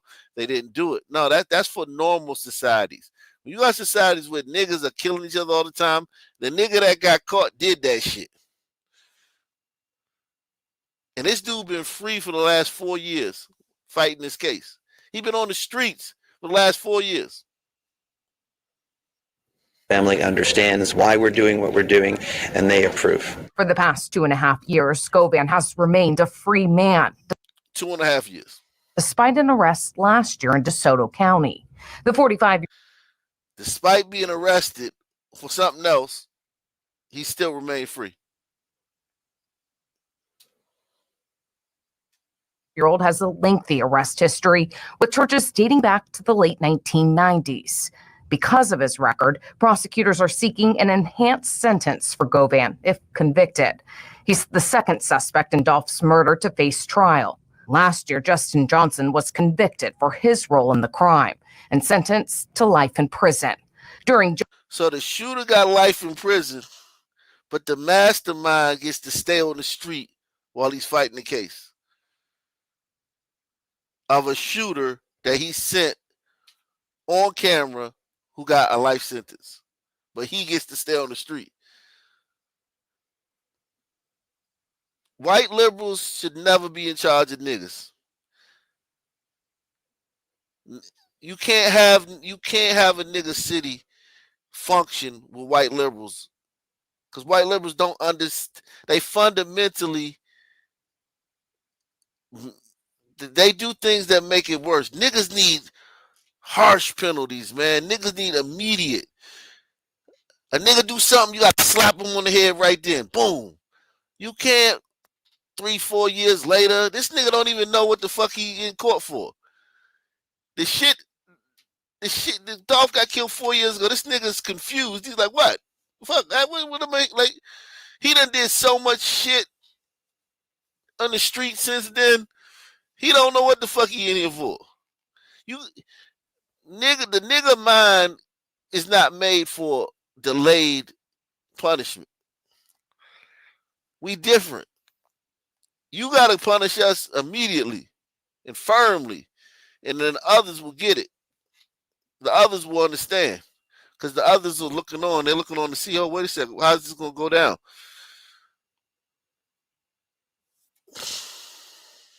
Dolph's murder to face trial. Last year, Justin Johnson was convicted for his role in the crime and sentenced to life in prison. During Johnson's trial, attorneys said Big Jook, a high up at a rival record label, and older brother of rapper Yo Gotti, ordered the hit, allegedly arranged by Govan. You like to exploit. You like to exploit young rappers. Like Mr. Johnson. He brings no skill to the table, but you're going to hear testimony about how he intended. It was his sole mission to get a 30 to 60% piece of Mr. Johnson. Investigating for a news leader, Jessica Gertler, WREG News Channel 3. Justin Johnson and fellow defendant Cornelius Smith could be called to testify. We've learned a jury has already been seated. We'll continue to bring you the latest as the trial begins tomorrow. We'll also have live gavel-to-gavel coverage online at WREG. That nigga get to go home and sleep in his bed.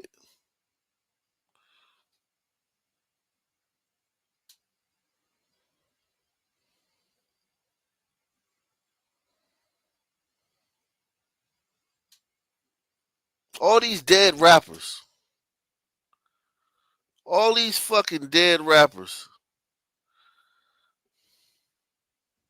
Well, happening tomorrow on Hillsborough, the first of 5 defendants will face a judge and a jury in the murder investigation linked to an ongoing Jacksonville gang war. Alicia Andrews is one of the people charged in connection with the death of rapper Charles Jones, known as Foolio. Our Sydney Deshawn is on your side with what to expect as the trial begins. Andrews, just 22 years old, is accused of tracking Foolio and sharing his location with the people charged in his murder. Now, she faces first-degree murder and conspiracy to commit murder. Foolio was shot and killed while celebrating his birthday at a Tampa Holiday Inn on June 23rd of 2024. Tampa police say Andrews assisted her boyfriend in tracking and following Jones to 2 separate locations on the night of the shooting. Jury selection starts Monday with the screening of about 100 jurors. It could continue into Tuesday, and the trial is expected to run 2 weeks. The judge is scheduling opening statements for Tuesday, followed by witness testimony. The level of planning and coordination between these 5 defendants was truly alarming. It is clear that they all had one purpose in coming to Tampa, and that was to kill. And it's important to note Andrews is not accused of pulling the trigger. Investigators say this was a retaliation shooting at the center of a bitter rivalry between Jacksonville street gangs. Reporting in Jacksonville, Cindy Deshawn, First Coast. Yeesh.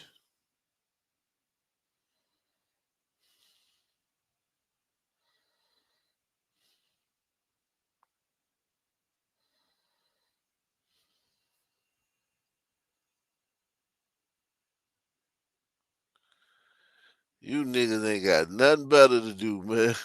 God damn. You niggas ain't got nothing better to do. Nothing better to do but kill people.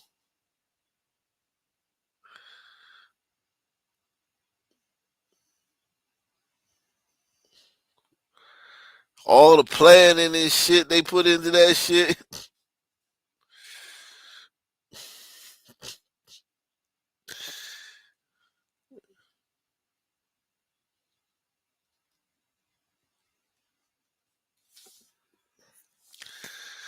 Man,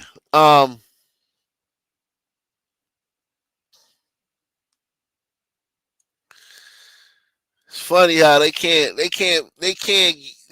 do shit that involves planning but killing. Anything else that involves planning or seeing something through to the end, logistics,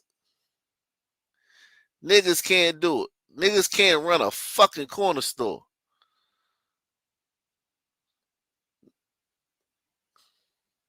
Niggas can't run a corner store. Niggas can barely run a barbershop or a beauty salon. For the murder, shit.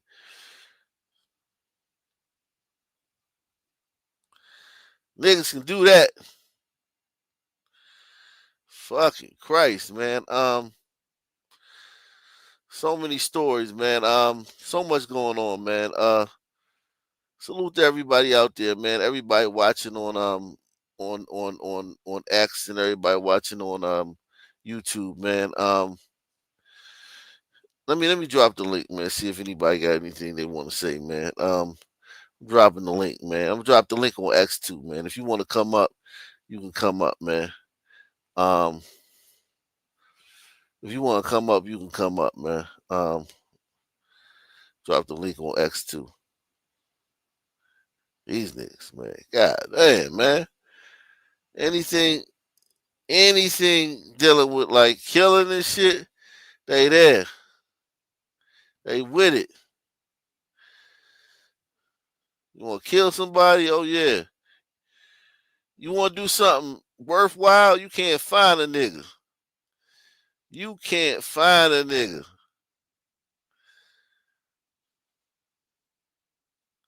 You want to kill somebody? Niggas will pop out like fucking whack-a-mole and shit.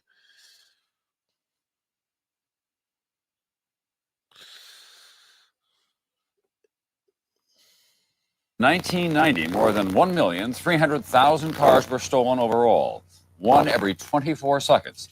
The nation's fastest growing property crime. NBC's Bob Herbert reports tonight from Newark, New Jersey. It's showtime.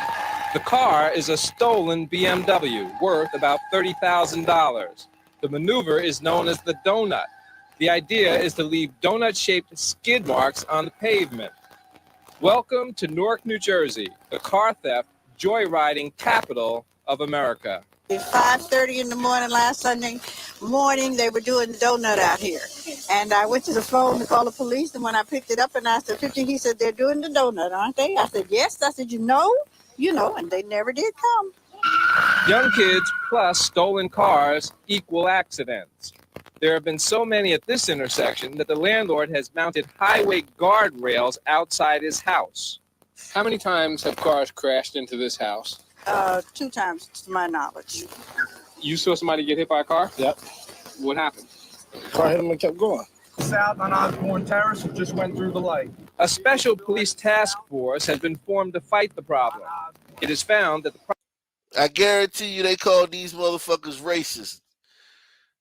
I guarantee you them same niggas complaining about this shit call these fucking good old white fucking heroes racist. Press 1. And the Newark police used to be racist back in the day, man. fight the problem. It is found that the problem is young, sometimes very young. Your mother home? These youngsters were arrested last night. Me and the good sergeant pulled up, and they started switching drivers. What I mean by switching drivers is they were taking turns driving a stolen car around. How old are these two kids? One is 12 years old, one is 14 years old. They were using the floor mats of the car to drive. Because they weren't tall enough They to see weren't over tall the enough to steering see. wheel. They were using the floor mats of the car to drive the car. You see the screwdriver right there on the seat?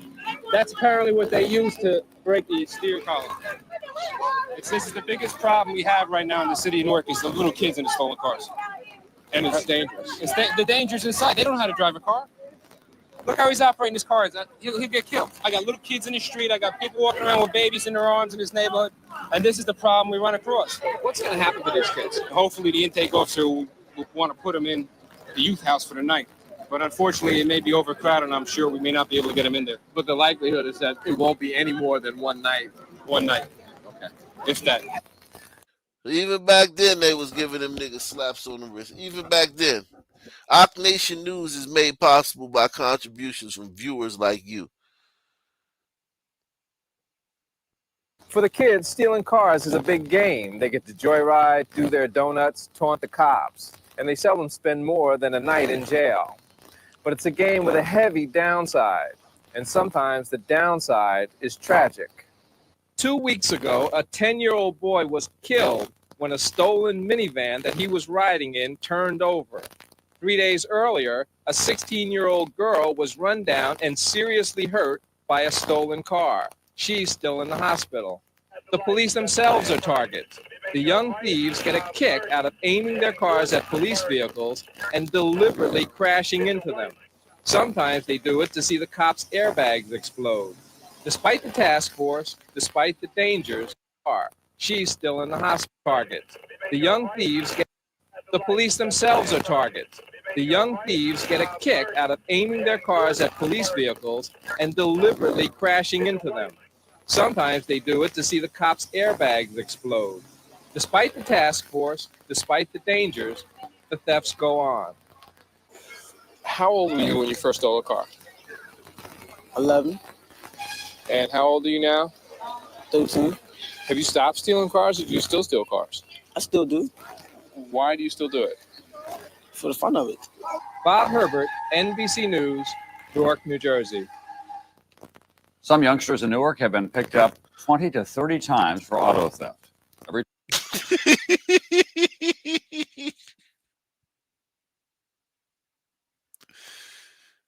Yo. I'm in the picture. Yo.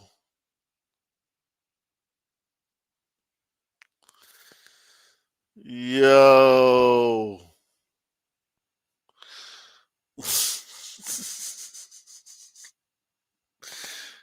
Some things never change. They not like us. They not like us.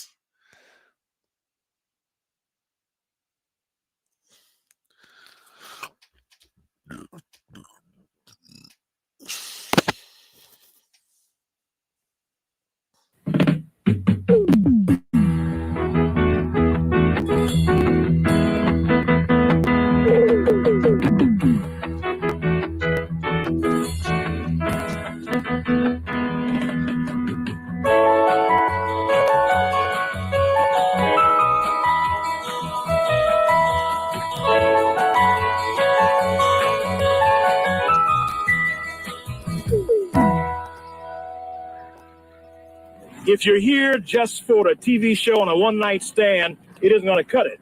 We have got to determine that we're going to take our community back, we're going to take our streets back. We live here, and we're going to control the streets in our community. Northeast Portland residents take to the streets to protect their neighborhood. A lot of people like to say we're living in a ghetto, but in a ghetto, I think it's just in the minds of people. You know, this is our territory. This is our community. I like living in this neighborhood because it has a lot of interracial families. I put 29 years of my sweat into my home. Why should I move? I like Northeast. Why should I have to go anyplace else? Has this neighborhood changed a lot over that 29 years? Did it start off being a lot different place for you to raise your children than it would be now if you were raising children? Yes, I think that I have watched the neighborhood go from one mostly white to mostly black. Press 1. Because she seemed a little tongue-tied. This is fucking Portland in 1985. Niggas ruined Portland in 1985. Portland.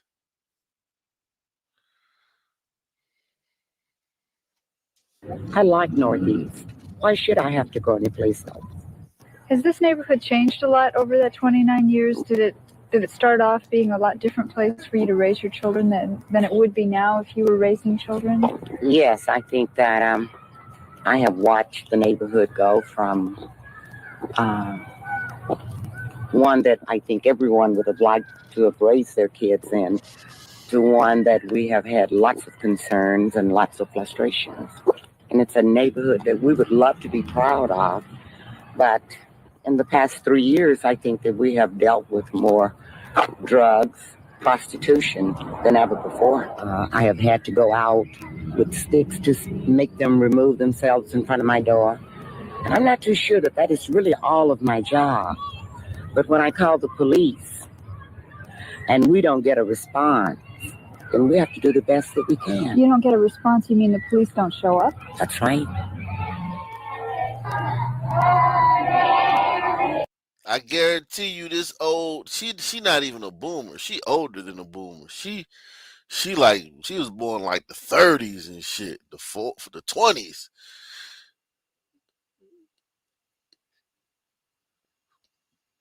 Complaining the police don't show up enough. Black people complaining that the police don't show up in their neighborhood enough. In 1985 in fucking Portland. They not like us. You don't get a response, you mean the police don't show up? That's right.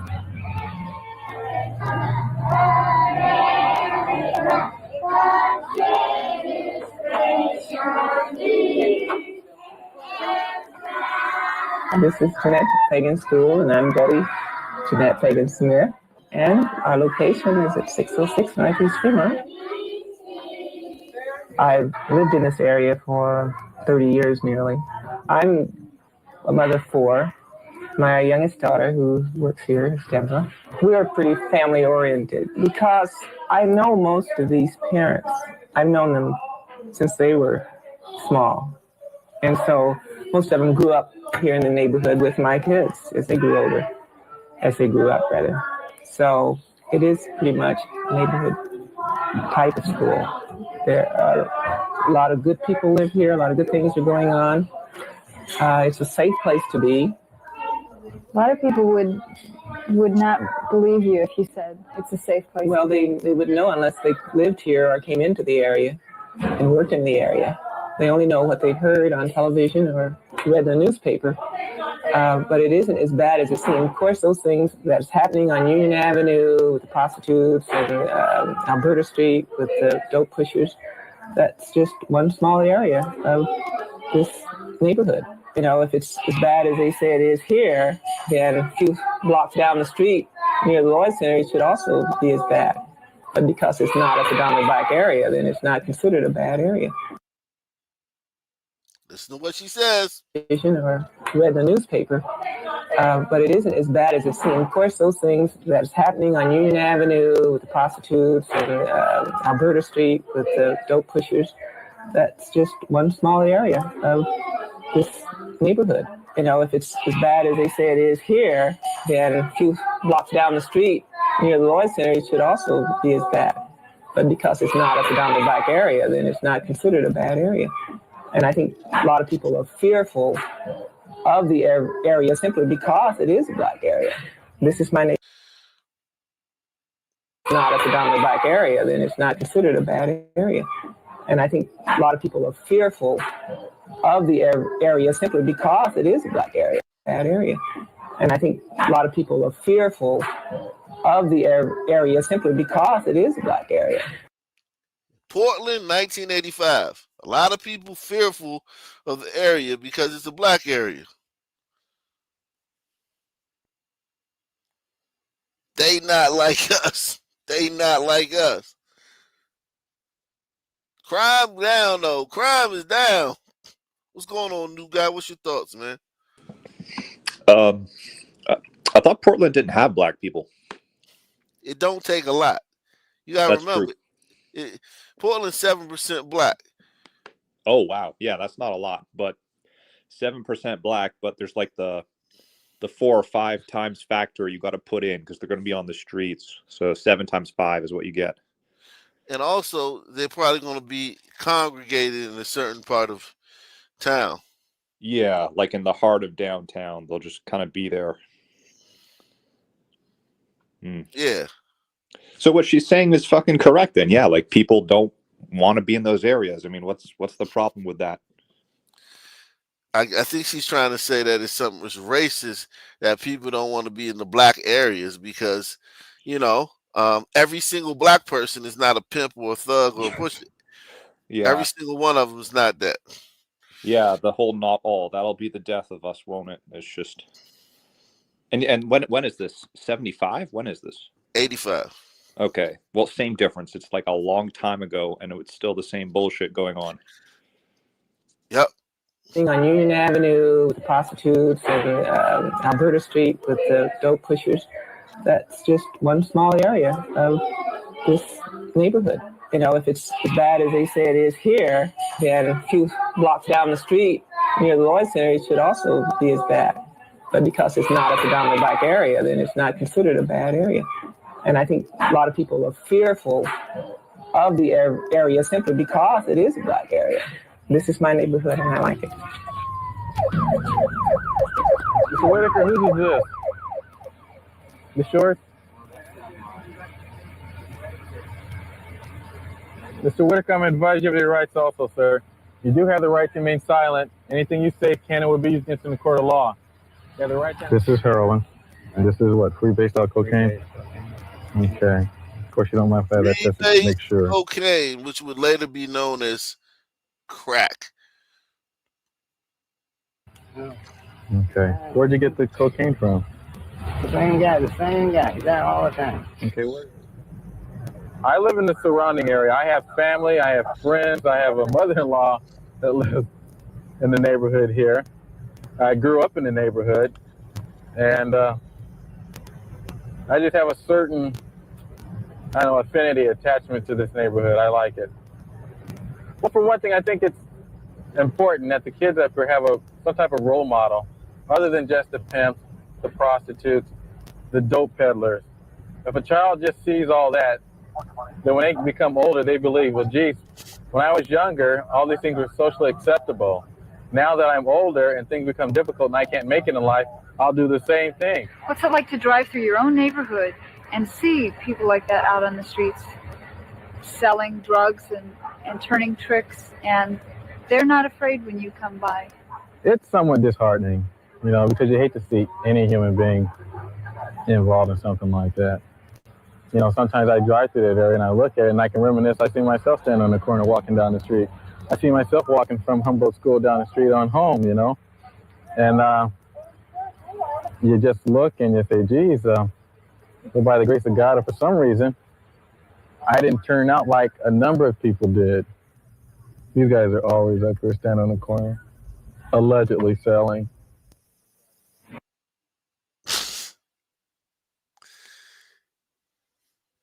I mean, nothing has changed. Nothing. All these people, like their ancestors, so to speak, like all the people in Portland, like moved there, right? It's not. It's like there's no like, I don't know how you blame anyone other than them for what the condition they're in. Did they even have slavery in Oregon? They didn't, right? No, no slavery in Oregon, man.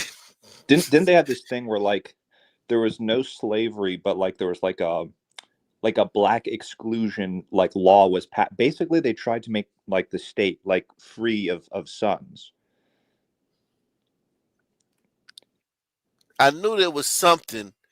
There's some kind of racist history with Oregon. I can't remember, but yeah, there's some kind of thing that the black people there complain about how it was used to be racist.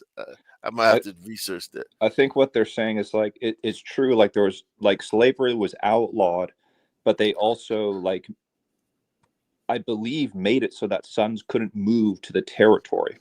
Yeah, something like that. Yeah, and so the sons that happened to be there or somehow made it there were quote unquote discriminated against, but like there was never slavery.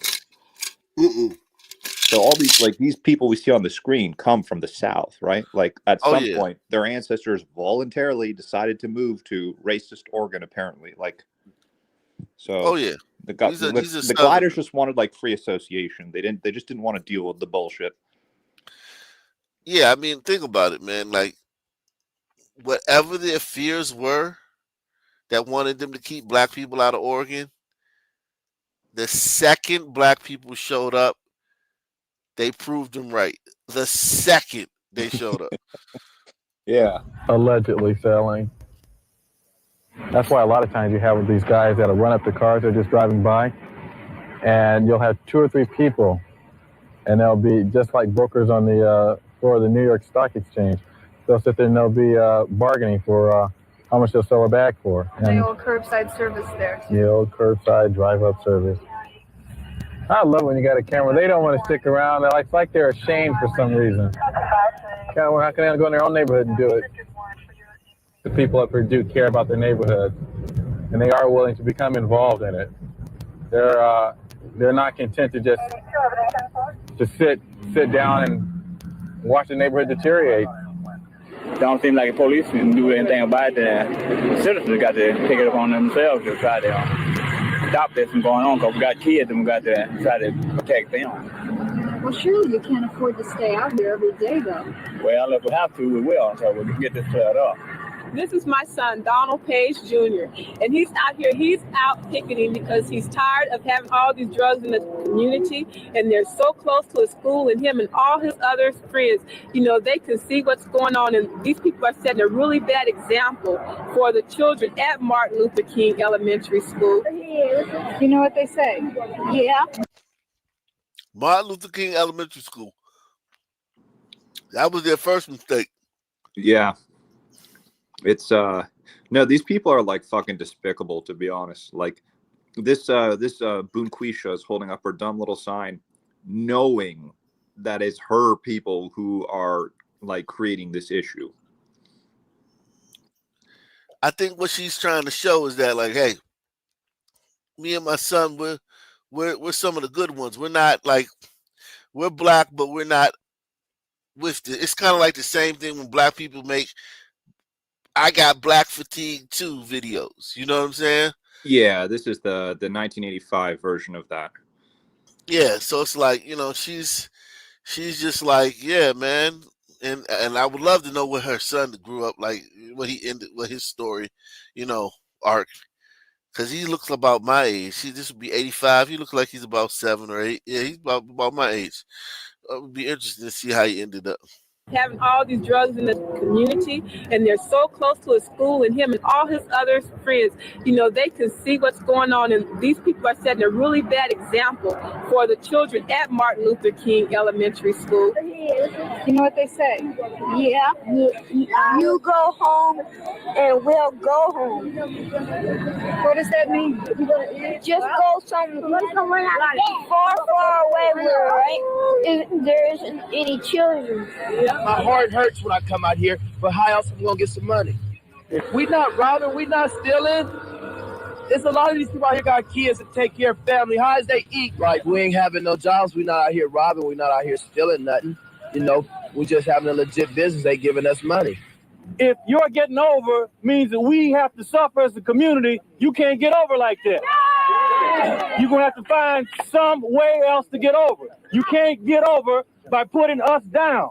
People up on Council Crest don't have to stand out in the rain like this about dope, right? I hope everybody realizes that people out in East Moreland don't have to get wet making speeches like this about dope, right? I hope everybody realizes that when you go in some of these other rich parts of town, people don't have to walk up and down the street carrying signs about... Because there ain't no black people over there. Like, come on, man. Yeah, it's just like the same old song and dance. It's dope over there. You think it ain't dope in them rich neighborhoods? They got the best dope. They just ain't killing each other. They ain't hanging on the corner. They ain't like... Yeah, for some reason, like whites can listen to rap and hip hop and not kill each other. It's like just right. Like no matter what, like we're gonna act differently, and like because these sons though, like this guy and his microphone and that son lady, like they must at some level they know like we are the problem. like this is fucking Oregon. Like there was I don't know because remember, like if you're educated in the U.S. educational system, you're fucking told that it's white people from the beginning. Yeah, the blank slate. No, I hear you. Yeah, and think about it. If you're not based or you're not red pilled, which everybody's not, the YouTube, especially this channel, right, will give you a false, you know what I'm saying, survey of sons. Yeah, no, for sure. Push the out! We've filled up our jails, and our police have had to resort to issuing citations to people who should have wound up behind bars. Now, we understand about jail space. We are now ready to go get some of these empty school buildings and man them ourselves to put these people locked up. Damn, she talking about making jails, converting schools into prisons. That's the first prison pipeline. Shit. This sister literally said, take the old schools and turn them into prisons. A black woman. 1985. Yeah, that's our 1985's Pantheon. Jeez. Yeah, where's Pantheon? Pantheon ain't been on in a while, man. She went ghost, man. Wound up behind bars. Now, we understand about jail space. We are now ready to go get some of these empty school buildings and man them ourselves to put these people locked up. You're going to arrest them. You say you're going to get some community work. Get them down on Monday to Union Avenue. Give them a broom. Give them a damn shovel. Give them a garbage can. The drug dealers now are getting so old that they come out while we out there protesting. They don't care. That's because the police, and we request that they come and help control the area while we're out there, and we have been physically threatened. I don't think we have an answer for you right now. I think you're giving us the answers right now. We're going to do something. I'm not sure what it is. We're going to do something, and I'm not going to move. I feel it's a good place to live, a good place to work. There are a lot of negative things, a lot of things that are going on visibly, of course, but this is not the total area. There are families here that are raising their kids here, and they're doing a good job raising, with their children. And I really love the area. I wouldn't live any other place. AKA every single black person is not a fucking scumbag. Thanks for that, sister. Jeez, man. Yikes. You talking about a motherfucking plague, man. We have unleashed the fucking on this country, man. That's 40 years ago, literally 40 years ago. Literally. Okay? Literally 40 years ago. Yeah, and like apparently, like if you're to go to Portland, it'll be even more woke than it was then. So like apparently white people are just not willing to recognize the pattern here. But yeah, like this is just endemic to this population group. It's always going to be this way, always. I'm telling you, man. Absolutely, positively insane that you could go back to Portland in 1985. What was it then though? Are you saying it's 7% then or now? Now it's 7%. Then it was probably less. Yeah, fucking yeah. probably like 2% then. Yeah. That's just awful. That makes it even worse. Like 2% of these people can like turn it into little Haiti.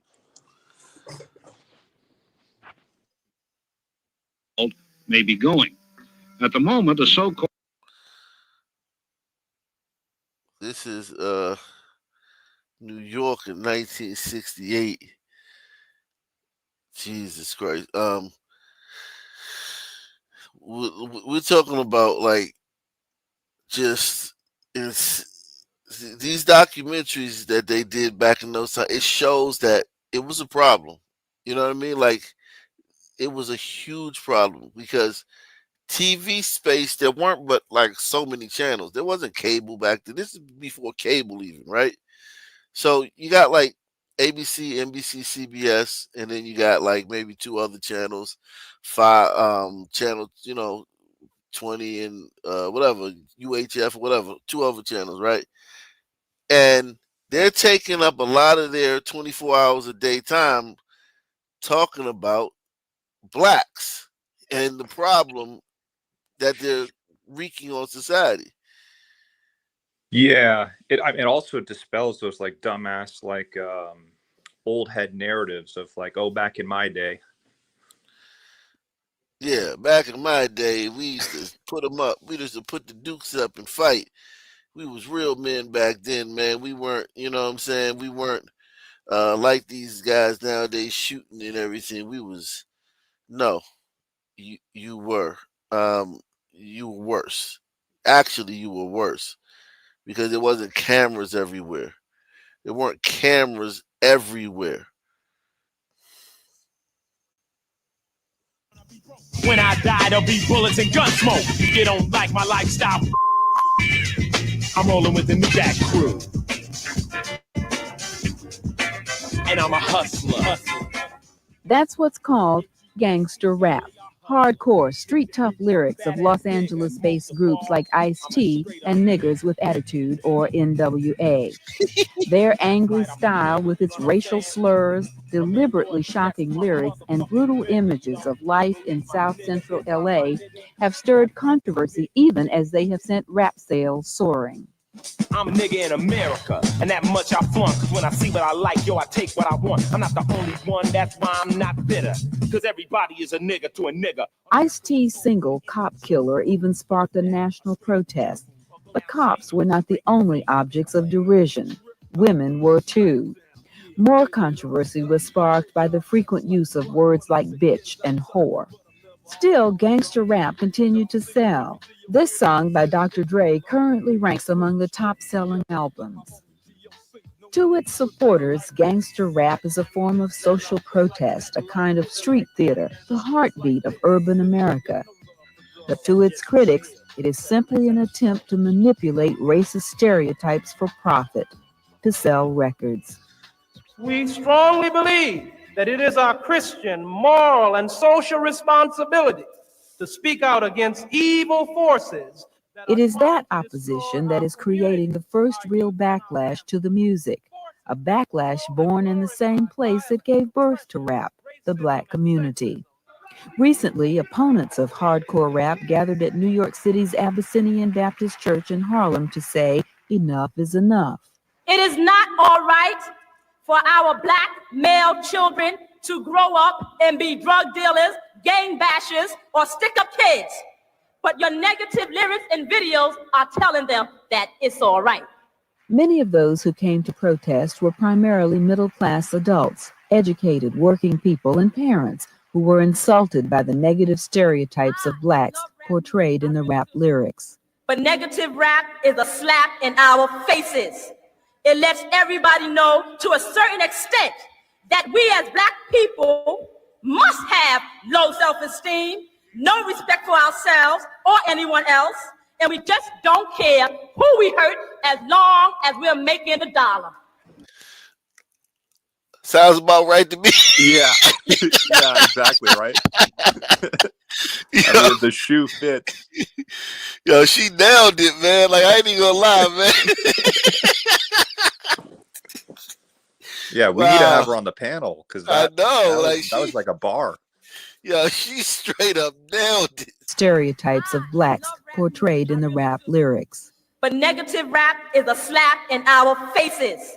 It lets everybody know to a certain extent that we as Black people must have low self-esteem, no respect for ourselves or anyone else, and we just don't care who we hurt as long as we're making the dollar. I've had to endure that ugly N-word for some 400 years now, and enough is enough.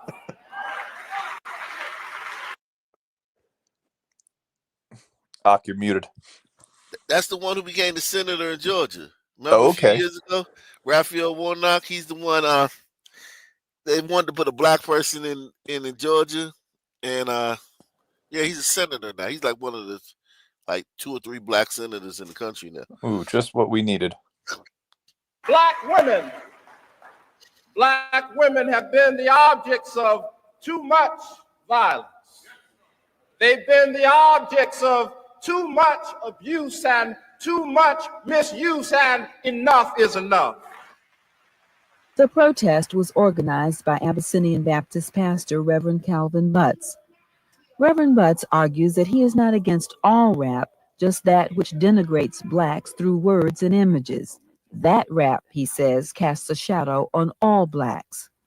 This is not a place, as one young woman stood up and said once, where I hear people being called bitches and whores around every corner and MFs. It's not. It's not like that in Oakland. It's not like that in LA. There is some of it, but the world must not understand that that is who we are. We are not that. We will not stand for the vile, ugly, low, crime, abusive, and rough music. Until now, most blacks in leadership positions have refrained from criticizing such a popular form of Black expression and protest. When Reverend Butts finally spoke out, it was clear outside the church that he had struck a nerve. The streets of Harlem came alive with debate in a way not heard since the protest era of the 60s. You all can do better. Remember what I said about do better. I think that goes for everybody. That goes for everybody. I ask you this question. We are embracing white culture. You all are not talking to one another. You're talking past she never listened. No minds were changed, but the issue was now out in the open, and people were debating it as never before. I'm here because I'm outraged at the denigration of Black women. And as a father, as a son, my mother, my sisters, our wives, our girlfriends have been denigrated, and these are against the values of our community. Others argued that if Reverend Butts was going after anyone, it should have been the record companies themselves, that negative rappers were merely telling it like it is. We know what's right, we know what's wrong, and music is not the killer, it's not the ill. The ill is the streets that we are forced to live like rats on. The ill is the projects we are forced to live in. We're coming from our community. We are not talking bad things like bang, bang, shoot them up because we want to. This is what we live. I would love to talk about blue skies and apple pies, but I can't. That's not where I live. I live here where I see babies having babies. I see pregnant mothers using drugs. And this is what I talk about. Only a few blocks away, in a very different atmosphere, teenagers were also talking about rap music. Come one, come all, except the Haitians with the hips. Though you're sailing for your life, the question is who really gives. This is a rap workshop at New York's Riverside Church. Here, another minister, the Reverend Mariah Britton, is taking a different approach, trying to use rap as a positive force to develop the writing talents of these teenagers. These young men and women don't use obscene language or condone violence in their own lyrics, but they echoed the arguments of many of those who defended rap during Reverend Butt's protests. I think, like, the language used by rappers just pretty much reflects how people feel in life. So you're pretty much just saying whatever comes to mind and how you feel. And if you feel like cursing because of the situation you see, that just happens. Like Jay said.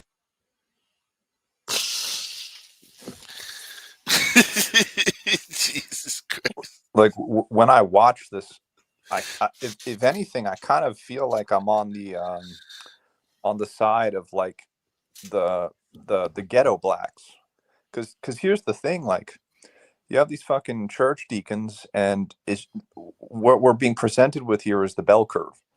It just so happens like the proportionality of these quote unquote good educated Black Americans, it's just there's not enough of them like there is for gliders or for Japanese or Jews or whatever. Like it's just so like what are we supposed to tell like the majority of Black people that like they must aspire to be white or act white? Like I could understand why they would be upset with that. Yeah, I mean to a degree, but I don't even think it's that deep though. I don't even think they're seeing it that deep.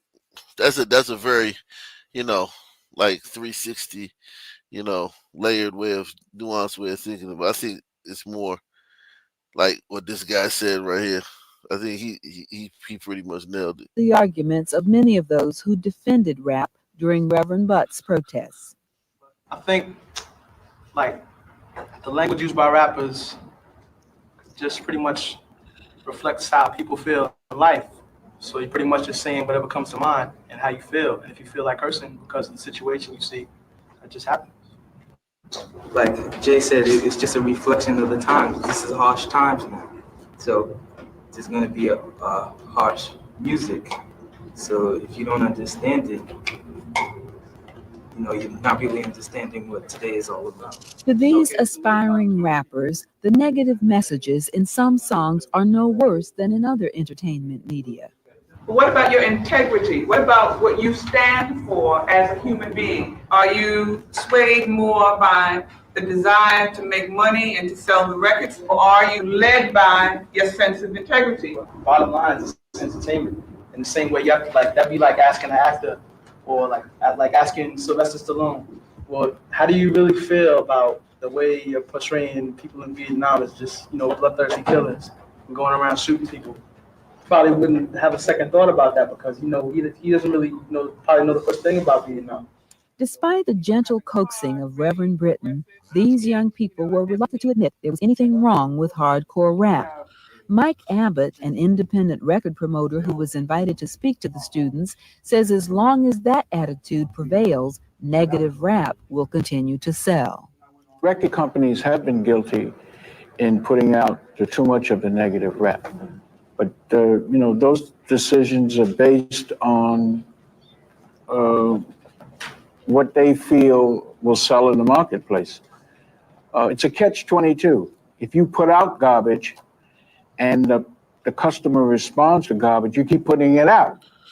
It's been suggested that what appeals to both Black and white teenagers is hardcore rap's anti-establishment, anti-authoritarian messages. But some psychologists suggest that the appeal for white males, the group that buys the most CDs, goes beyond teenage rebelliousness.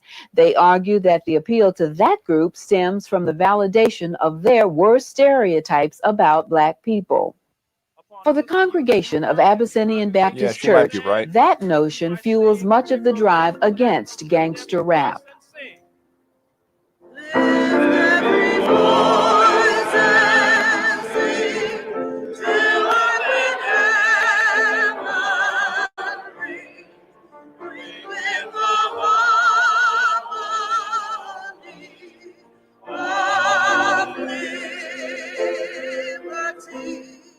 Abyssinian Baptist Church has been involved in the Black struggle for equality for decades. Upstairs, the Adam Clayton Powell Room pays tribute to the church's former minister turned congressman.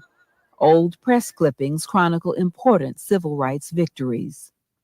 Here, the street language used by many rappers evokes images through words that civil rights protesters like Adam Clayton Powell fought to bury. I understand anger, I understand frustration. But brother, if your back is burdened by the whip of white racism and you're taking it out on the black woman, then your anger and your frustration, though it may be legitimate, it is misguided and misdirected. Reverend Butts hopes that protests like these and the media coverage they generate will eventually make an impression on the rappers and cause them to change their negative vocabulary. We're not saying that they can't make it. They have every right in the world to make it. What we're saying is that we hope to create a climate in our community that we believe once existed, where this kind of thing is so intolerable that people would dare not suggest that a black woman is a bitch or any woman is a female dog.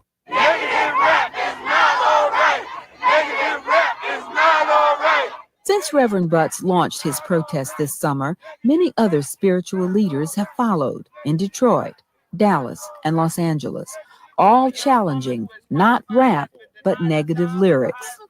A New York appearance by Los Angeles rapper Dr. Dre has reportedly been indefinitely postponed. It remains to be seen whether Dr. Dre, the other hardcore rappers, and their record companies will in fact hear the protest and change their tune.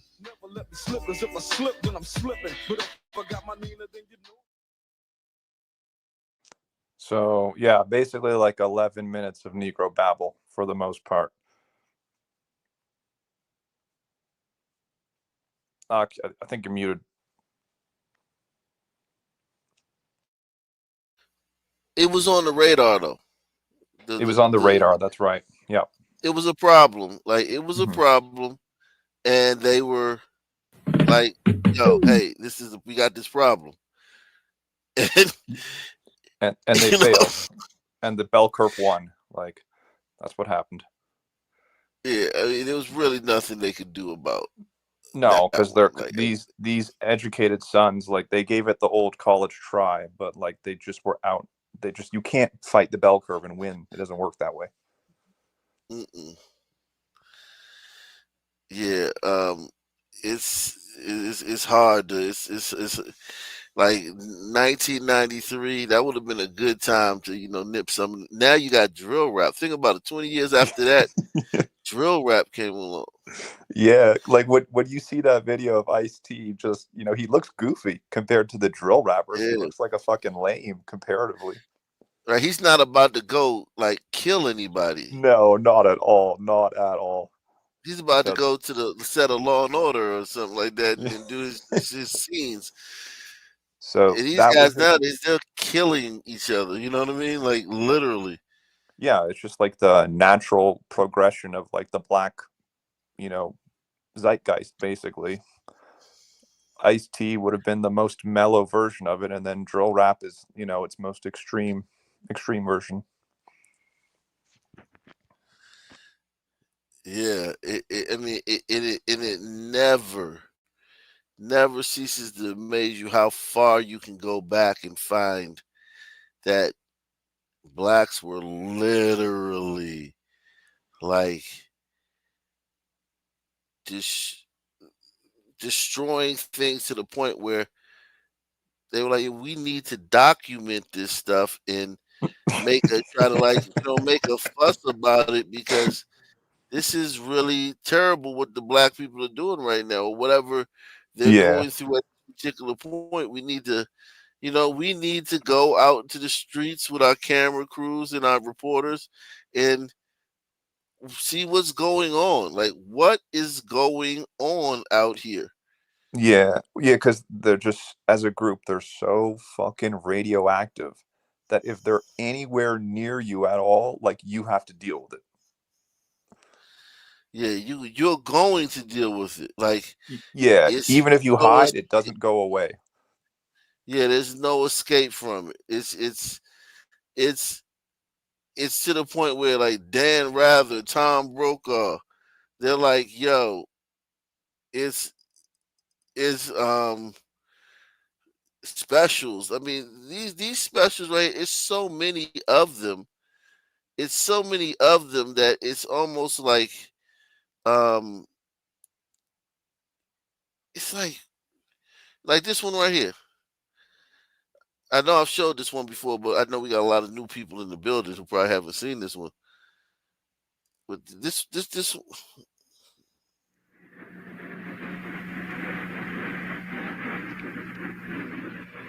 Atlanta, the capital of Georgia, the gateway to the South. This metropolis is known for its aggressiveness in race relations, education, financial stability. They call it the world's next great city. But the blight on all of this is another achievement. Atlanta has one of the highest homicide rates for a city its size in the nation. There is a war going on here, but not much has been done to stop it, and only a few are involved in the massacre, but even they are too many. 303 patrol. 3210. There'll be one black male in the early 20s. Have a blue jean jacket. Short. Edgewood and Butler. Signal 67 in the street. Advise me on it. You ready? Yeah.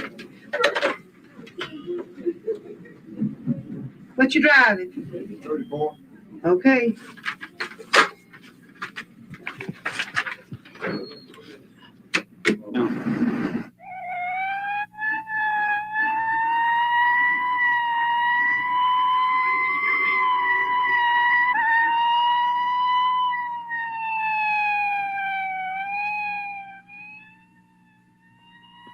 For most of us, the urgent sound of an emergency vehicle is just a noise we hear in the distance. And the only acknowledgement we give to that screaming sound is a sometime comment, "I wonder what's happening over there now." But for too many of us, that heart-pumping sound is all too familiar. For some of us know it is coming our way again. With few exceptions, the victims look the same, they are black. With few exceptions, the offenders look the same, they are black.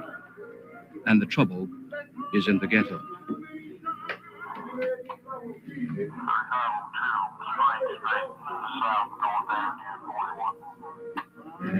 By no means will we attempt in this presentation to discredit any one group for the soaring crime rate in this country, for the problem is with all of us. But the hard facts speak for themselves. If you check the police reports in most major cities, you will find that a higher percentage of physical violent offenses are committed by blacks against blacks. This program is about black-on-black killings. 1974. Yeah, I think you kind of have to, like, they couldn't make something like this today without like saying that it's essentially all fucking white people's fault.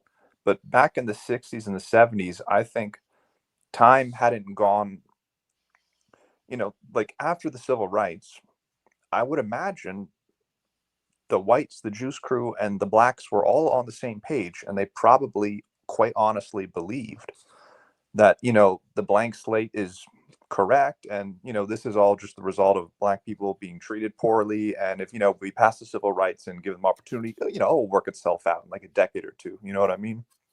Mm-hmm. But what is a conviction in the father, or excuse me, what is a lie in the father becomes a conviction in the son. So, the next generation of white liberals are just, unable to come to the grips with the blank slate. And so they have to pretend that it's the fault of white people and white supremacy and all of that nonsense. So, yeah, I think probably back then when they were creating these videos, probably a part of their heart, a little bit of them probably acknowledged that the blank slate is just not true. But that was lost in the next generation of liberals. So we're kind of like fucked. We're in like a self-feeding loop. If everyone's the same, then the only way you can explain this stuff is because, gliders are evil. So I don't know how you really get out of that. This right here is 50 years ago. Yeah, that's a long fucking time. That's a long time, Jack. You know what I mean? This is them saying explicitly, like nakedly. You know what I mean? Yeah, No filter. It's exactly. black people. It's Yeah, black people. It's black people. It's black people. It's black people. It's black people. yeah, because in their mind, they were taking it in good faith. So when back then when they said quote unquote it's black people, what they really were saying is no, it's just poor people or people who've been disenfranchised who just happen to be black. So that's why I think they were so comfortable with saying it, because they truly were not like being hateful of blacks or trying to paint them in a bad light. They just looked at blacks as, kind of like a project that needs to be fixed due to, historical injustice. But deep down, they must have known on some level that, nah, we're just not the same.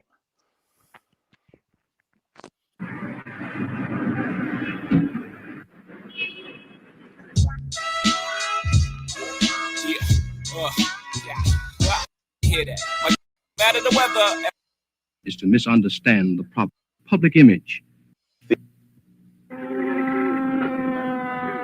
This scene is in southeast Atlanta, a so-called low-income community with all the social economic problems. Side rate will go down. But politicians must think of things like their public image, votes, public interest, their future. To believe that the elimination of cheap guns is a cure-all for the soaring homicide rate among blacks is to misunderstand the problem.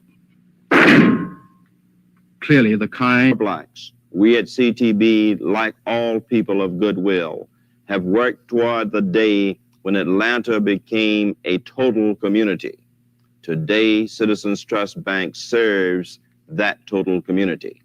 It is in this light that we present a problem that is basically black, yet a problem that cannot help but affect the reputation and progress of all Atlanta.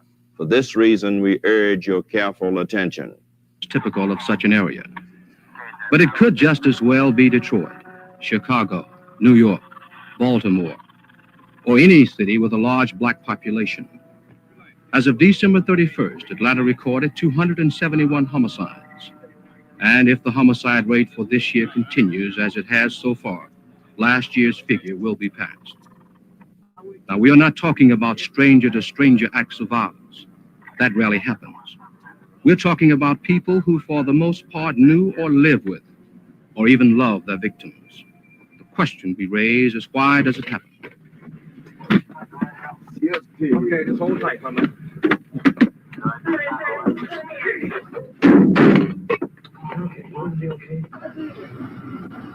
In 1972, Atlanta recorded 260 homicides, and 165 of the victims were shot with a pistol, a handgun. And 1973 was about the same, except there were more killings. Most of the offenders and victims were black, more specifically, black men. The killer is between 17 and 50 years old, with the 17 to 24 age group comprising 1/3 of all homicide offenders. He commits his act of violence on weekends, the third weekend in the month, mostly in December, with August. The weekend. What do we see now? There's 100 shot over the weekend in Chicago. Like, nothing's changed, man. Yeah. Salute to Bruce, man. Bruce Leroy, he says, the 1980s reminds me most black men had a thin, nicely trimmed mustache. What was that about? I mean, it's just the times. These are just styles. That's the only thing that's changed, really, the style. And yes, the people speak a lot better. The black hood rats, because remember, most of these people in these things are hood rats. You know what I'm saying? They speak well. The average baseline black person spoke was tantamount to the Queen's English compared to what black people sound like today. You know, the run of the mill black person today sounds almost as if like Like that meme Ooga Booga. You really couldn't do that about these blacks in those days. You could understand exactly what they were saying.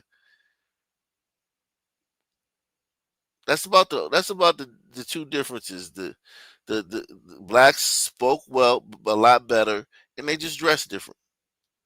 The styles were different. Other than that, everything the exact same. Running a close second. It happens between the hours of 8 p.m. and 2 a.m. in the morning. He is a laborer. He may or may not be employed. He is not financially stable. He lashes out at an acquaintance, someone he knows, someone from his community, or his spouse, or a relative. Most of these homicides are committed in the residence of the victim or the offender, not in the street or a dark alley, but in the home, a man's castle. The homicide offender is usually caught very quickly. He did not plot his crime. He acted in the heat of passion. Okay, that's a difference. Like they don't catch these guys as much, you know what I mean, as much now. And listen, that may also be just more cooperation. Maybe there was more cooperation in those days, because you don't have cameras everywhere, you don't have cell phone cameras. Um, Maybe there was less no snitching, you know what I mean, at that point, because the no snitching thing, you don't really hear a lot of that though. Like no snitching. Well, I've told you like my theory on all that, right? Because like if we had Brandon Tatum up here, he would tell us the reason why the Suns, snitched more and dressed better and talked better is because of two-parent households and all that bullshit, right? Hmm. But I would say the Suns were kind of forced to basically mimic the European cultural standard because that was part of the civil rights. Black people basically saying like, we're just as smart as you, we'll dress just as well as you, we can be Hmm. articulate, and for that reason you can't deny us civil rights because then you're just being racist because we have different skin color. But Wearing once suits and shit like that, yeah. but once they got their civil rights and they're like, all right, we're just gonna be black and just kind of degenerate to our like genetic baseline. So Mm. like just the European pressure that was just Mm. on sons was kind of lost because then at that point it was just already decided, all right, everyone's equal regardless of skin color. You've got no reason to appeal to any sort of European cultural standard because you're equal now. You can do whatever the fuck you want, Mr. Sun Man. Nothing to And shoot for. Yeah, there was nothing to shoot for. yeah, so then We they had just made it to the mountaintop, yeah so we kind of yeah relaxed. yeah, it's like you move in with your girl and then it's like, oh, why are we having sex less, like Yeah. that type of shit. Of course, you're having sex less because I see you all the time, and you're fucking annoying as shit. And I liked you when I saw you when I had you in less. You know what I'm saying? Less. Saw you less. Now I see you all the time. Now I can't stand you. And that's what happens. Yeah, that's definitely what happens with relationships. But I think that black people, there's something to that like they kind of like did kind of like achieve something that had never been done in the history of time. No marginalized group, and we have to give white people credit for this too. They're complicit in this as well. But you're a historian. You've done some history. You've studied ancient civilizations and things like that. And I don't think I've ever heard of any group that convinced their oppressor to not only free them, you know what I'm saying, which is just was monumental. You know what I mean? Never in the in the history of the world, I don't think that ever happened. But then to give them equal standing in the country, Yeah. like what we accomplished here you do have to admit we pulled off the heist of the century, the heist of the universe. Yeah, the heist of fucking humanity. Yeah, no, Yeah, that's I can't. Yeah, no, I can't think of a comparable situation. yeah. They still have caste system in India. They still have a caste system in the Arab world. They still have tribalism in Africa. You know what I mean? There's still a definite hierarchy in Asian cultures. You know what I mean? But this one, we convinced you guys to free us from slavery in 1865, and then another 100 years. Within 100 years, we had achieved equal standing. Because regardless of what black people say, there's nothing a black person can't do. Nothing. Well, You know what I'm not saying? only that, like we also it has been institutionalized across America or the Western world in general that not only are sons free and have equal rights, but they're equal like cognitively. That's the biggest part of the heist. Yeah, that's why you have DEI. Like you've implemented things to make it equal. You know what I mean? You know what I'm saying? It's like you've given us shoulder pads and high heels. You know what I'm saying? It's like you've done all this stuff to make us to we convinced you to weave all of that into the system. You know what I mean? The allotments, the allocations, all that stuff that Trump ironically is rolling back, but all of that stuff, even if that stuff's rolled back, our standing, like there's nothing a black person can't do.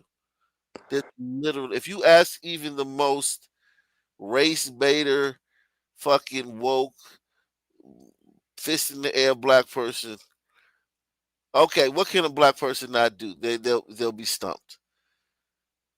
You know what I mean? And they'll have to like come up with some cockamamie lie shit that will just instantly be debunked. There's nothing that a black man or woman can't do in this country. Isn't allowed to do nothing. And this also is like, so okay, every single kid growing up in America is basically propagandized to believe in the blank slate and that we're all the same, despite it obviously visually not being fucking true. Like you have to spend 2 fucking minutes with a bunch of black people and it becomes very obvious it's not true. So that just shows just how far sons have gone. That we even like basically force ourselves to believe lies and untruths about the differences among people groups. It's illegal not to like me. Yeah. Like Yep. seriously, like if Yep. you are a white person and you don't like me, you can be charged with that. Yeah. Or at least just, fired from your job, which is just as bad, if not worse. Yeah, exactly. And most times, the offender and the victim are drinking when the trouble begins. Because a handgun is used in most homicides, there has been a concerted effort by some to make handguns harder to buy. But there has been just as concerted an effort by others to keep them available. It is possible in Georgia for a person to walk out of jail after serving time for murder, walk into a store and buy a gun. All you need to get a gun here from any gun dealer is identification, something like a driver's license, proving to the satisfaction of the clerk that you are who you claim to be. No questions need be asked. The law does not require the gun dealer to check you out. But despite that hole in the law, it should be pointed out to their credit that some gun salesmen turn down many of the people who try to buy a gun, and they don't have to. They know they could be the victim someday of an armed, misguided soul. And believe it or not, some gun shop owners are not opposed to stricter gun control laws. But to some people, any type of gun control is a step toward gun confiscation. So they fight gun control with vigor and thus far have seemingly won the argument. Some politicians and others claim all they want is an end to the sale of cheap handguns, the so-called Saturday night specials, the $12 to $20 weapons most anyone can buy. If we do that, they shout, the homicide rate will go down. But politicians must think of things like their public image, votes, public interest, their future. To believe that the elimination of cheap guns is a cure-all for the soaring homicide rate among blacks is to misunderstand the problem. Clearly, the kind of killings we are talking about are domestic, happening behind closed doors, during a heated argument. A knife would do just as well, or a brick.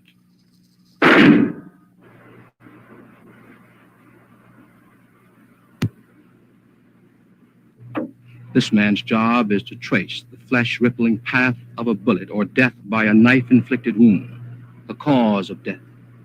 He is the medical examiner for Fulton County. Except for a few details, his reports all too often sound the same. Case number 2324. Information available time of autopsy of the death. An unidentified young Negro male was reported to the office of Fulton County Medical Examiner by members of the Atlanta Police Department at 7:30 p.m. on November 30th, 1973, period. It was reported that the decedent had apparently been shot by another and had been found on a sidewalk, period. Under provisions of Georgia Code 21-205, a postmortem examination, including autopsy of the body, is performed by the undersigned to determine the cause of death, period. This examination takes place in the Fulton County morgue beginning at 2 p.m. on December 1st, 1973, period.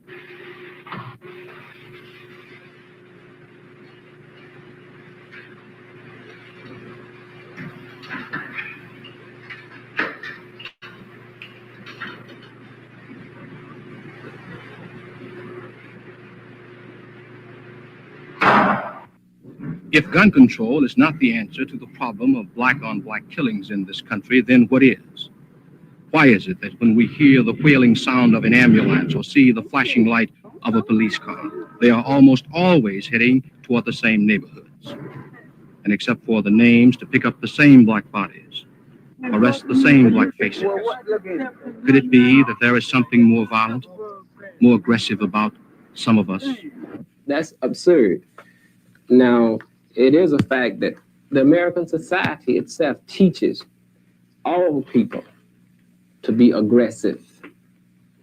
And it fails, society fails to give black people a mechanism, a way to carry out their aggressions in sanctioned or acceptable ways by the American system.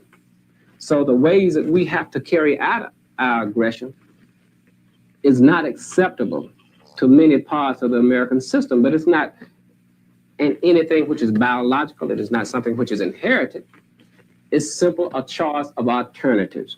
The alternatives for blacks are less, and they are very definitely limited in terms of the ways they can go about doing the thing in an acceptable manner as far as prosperity is concerned. Let's examine that maybe. White America has direct inroads to the banking institutions and to the police department and to the public elected officials to the degree that when something happens in their community, they get an immediate response. That situation is corrected.